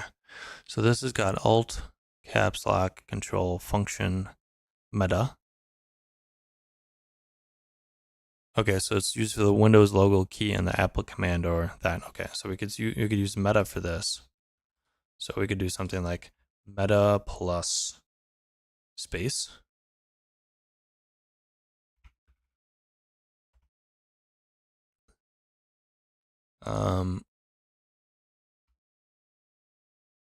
List of modifiers. we're going to say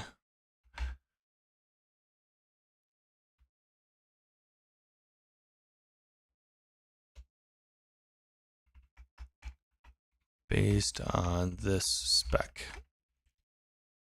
Okay. So now, if I did that right, we will open up this. Let's look at this. Can't recognize meta as a valid hotkey code. Okay.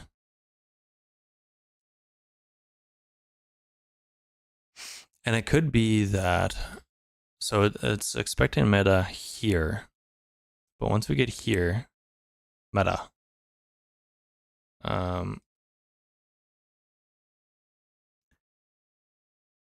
Do I need my modifiers to be capitalized? That's not it, right?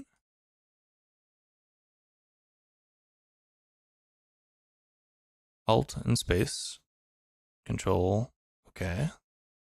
Command or control plus. Yeah, so there's definitely some like command or control is not listed here, right? And it's not listed here either. So there's a little bit of a sugar on top.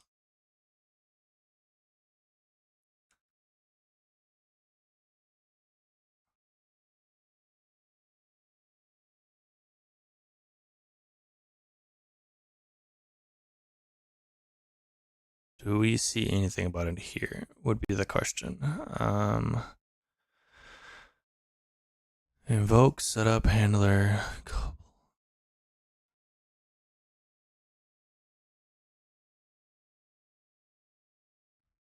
So like we can't strictly rely on that list. And I might need to just like come back to it and update those links. And we can deal with it in the future. Yeah. So if I use like control, I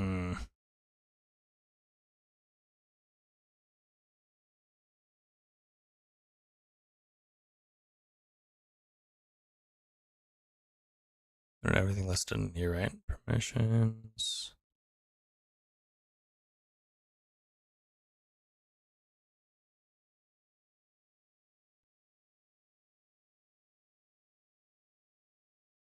What was that? That's the permission list.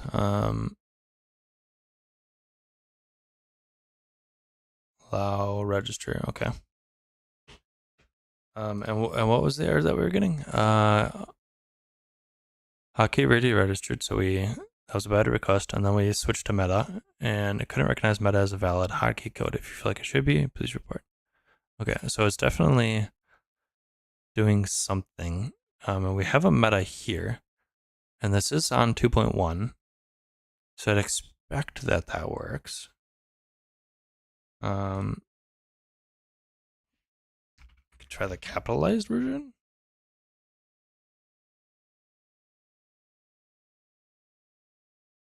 It might just be that it isn't. There's some checking in here or something to where, okay, if we do like control alt space, okay, I don't have anything mapped to that on my personal computer, so that might be fine for now. Couldn't recognize, okay, that's still the old one, potentially.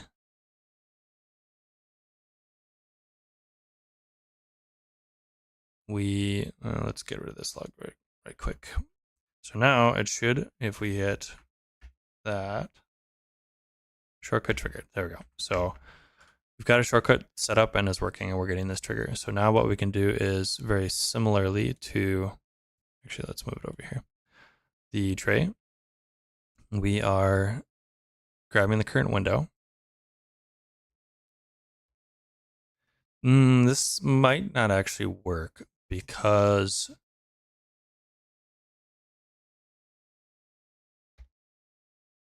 that might not actually work.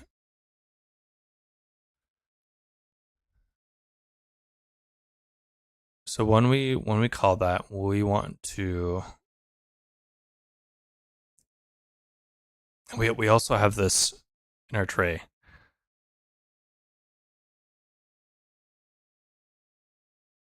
So we might want to think about that too.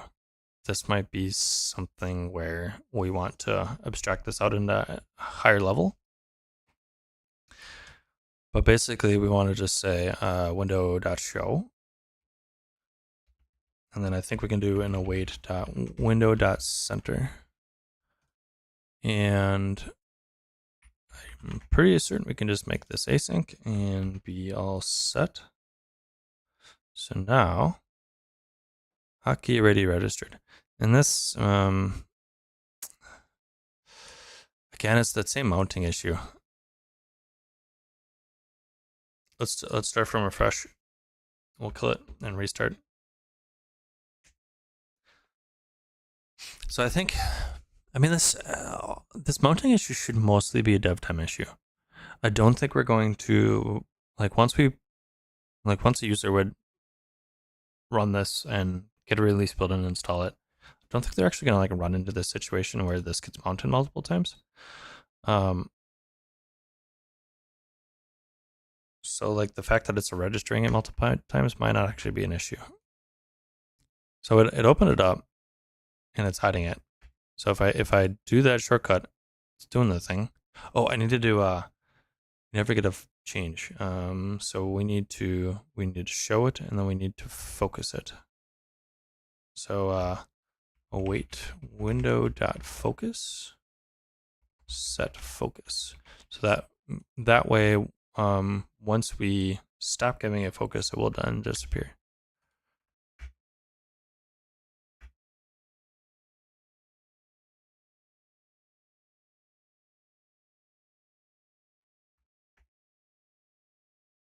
So I've never actually given it focus.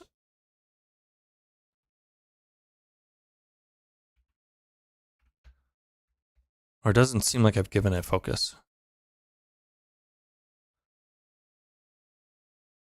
Interesting that we're getting a cargo rebuild there. So this comes up. So we've stopped giving it focus. So now if we do this, we're giving it focus. It is true. Window.center is not allowed. Got it. Permission error, which might be part of the reason that we're not handling everything there properly. Permissions window. Oh, it reformatted this on me. Well,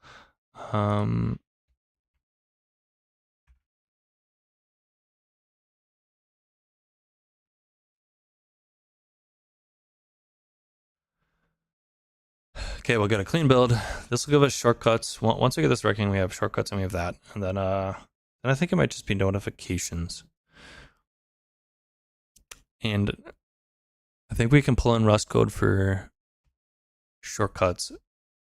So then it would just be doing the notifications. And I don't know that I have done anything with notifications in the past. So it's there. We're going to just do the shortcut directly. It opens it up. We're going to do inspect. Shortcut triggered. We don't have anything as far as the listener to handle that state change. So this is where putting this, if our expectation is every time we show it, we're immediately giving it focus, we could potentially lift this up and I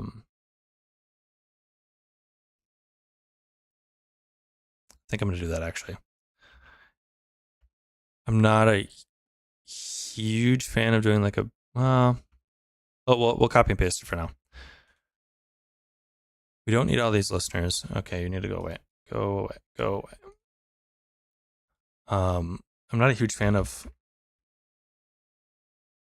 having all these listeners hanging around. So I think what we do is we lift it up. We have a barrel file that just is set up the APIs. And within there, we do this listen and we just listen to the current window, in which case we can then do all the work from there. And we can pipe down this window so we don't have to get window in each one of these implementations.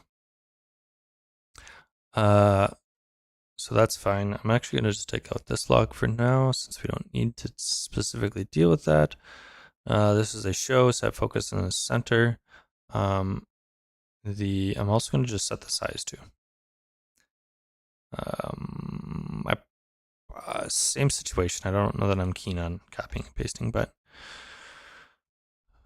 for right now, that is going to be fine. We can actually, what I'm going to do is we're setting the logical size here, right? 300 by 400. Part of that is the fact that there's a default size here. We can then set width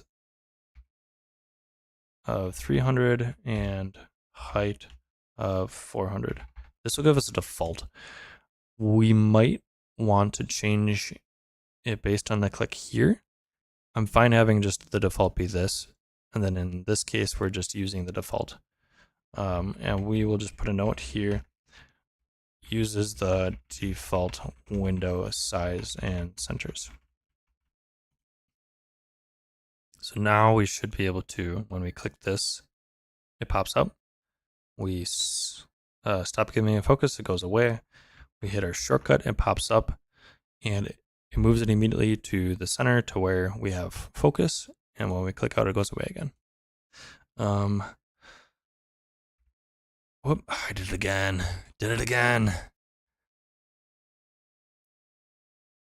Let's try centering before we focus. So click, shows up there.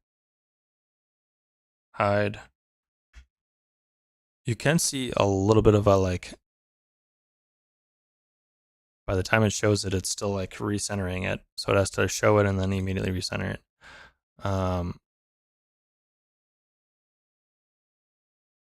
Interesting. I think I'm okay with that. For now, but all right. Shortcut. We might want to make abstract out like the shortcut just a little bit to where when we're doing a setup and the user, we're like in user land, and we're calling this setup, the user could then configure specific shortcuts. So we might want to like abstract that out just a little bit. We can get rid of this because this is primarily going to be just our like setup and app context. And then the idea here is that if we have this like these Tauri APIs is split out. So we have a front end in JavaScript or TypeScript with React as our framework. If we want to then implement this in vanilla JavaScript or in Vue, the Vue layers are going to change, and like these little bits and how we set up the globals are going to change. But none of the Tauri stuff really should change. For the most part, it's going to be like do the thing on first mount, and then it's just going to exist. And all of this work, returning the tray and setting it in the state and the context, that's all just so the user has access to that as like a global thing. That's going to change per framework. So if we've got these like app APIs, which I'm still not keen on this folder name, but should we just call it like API?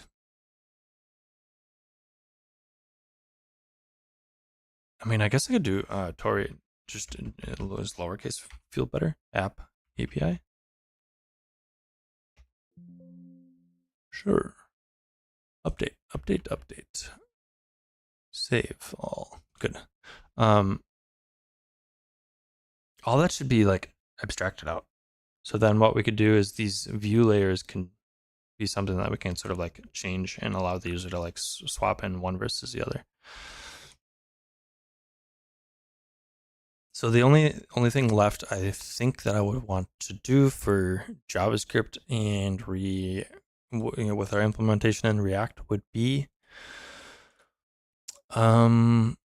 notifications, I guess. Do we have a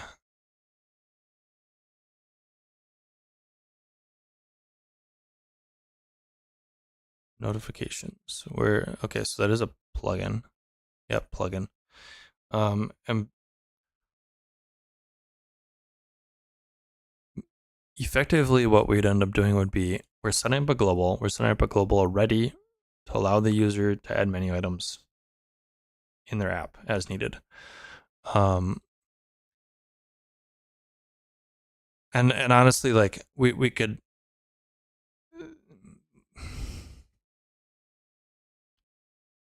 potentially abstract this out a little bit too. I don't know how helpful that would be though.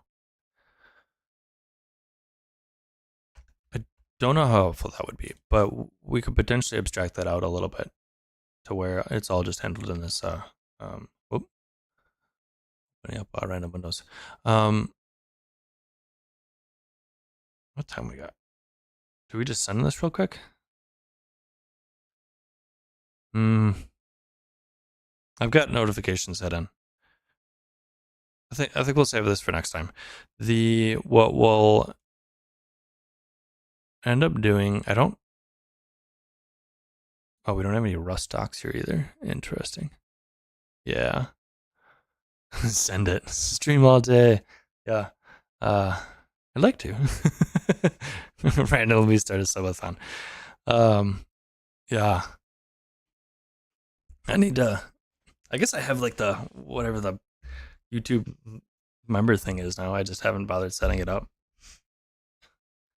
I feel like with Twitch, you sub and you get like things just as part of the like platform. YouTube really doesn't have that. So like their idea of somebody becoming a member is like you release videos just for them. I don't know if I'm up for that kind of commitment. At least not at the current time. Anyways, I think we do this next time. As much as I'd like to send it, we don't have Rust docs. I'm not going to be able to like purely copy and paste. So we can dig into the Rust side of things and implement this on both sides for our stream next week. And then we can clear out. Does it have custom emotes? Does it? Yeah, like I don't know. It makes sense for some YouTubers. I don't know that how I'm interacting with YouTube right now. It's going to make sense for me for now and the immediate future. Yeah, I think we save this for next time. Notifications, we can do it in JavaScript and Rust, and then we can clean up our Rust stuff a little bit, and then we would, and I'll probably ship what we have as part of this template, and then we can kind of start growing it from here because this is decently abstracted now. Like this isn't too bad, and I think this is a decent starting off point to where somebody could like grab this and go. Then we can add notifications, and then we can start working through snippets. You don't have the additional capacity to support another membership area's worth of content. Yeah. Oh yeah. Especially for you because you're already doing you've got the workshops on rustadventure.dev. Hashtag check it out. Does saying hashtag make me a millennial? It's fine. there was a moment of like, gotta feel old. Anyways, notifications next week. Octothorpe. Why is that better than saying Octothorpe? Guess that's also sort of outside of the zeitgeist these days too. Pound is another one. I feel like each generation had their own like name for it. Hashtag Octothorpe. Pound.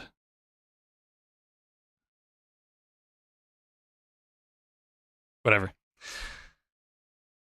Next week. Notifications. JavaScript and Rust. Pound. Let me get my landline out. No joke.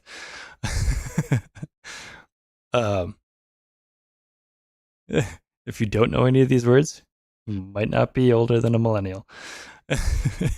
JavaScript, Rust, notifications next week. And then we'll have to clean up some of our Rust stuff because we've expanded our JavaScript side of things past our implementation in Rust. I'll do my very best to actually ship this, what we have, and we can kind of keep expanding in both of these. And then I want to start getting into shortcuts. And I think there's some potential options for shortcuts.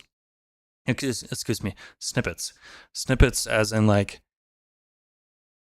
copy and paste this to implement an additional like Java or an additional Tauri API or something. But it's not necessarily Tauri specific snippets. That's lots of S's. There can be Tauri specific snippets, but I think there's also snippets where like I want to do a Pomodoro timer. Sure, you can download whatever thing off the shelf, and plenty of devs had just implemented their own little toy thing for it that you could download. But also it's kind of fun to just like experiment with your own. So if we have a snippet to do it, copy paste, now you're just like playing around with and editing a Pomodoro timer, which is kind of nifty. So I think we could do snippets, and this is not going to be next week, probably following week, maybe. Snippets for like Java or just typical use case APIs, or snippets for typical use cases and snippets for Tauri APIs. There we go. That's the best way to say it. And this is why I'm not going to send it because my words are all getting. I need to eat and probably get some work done next week. Have a good rest of the week, everybody.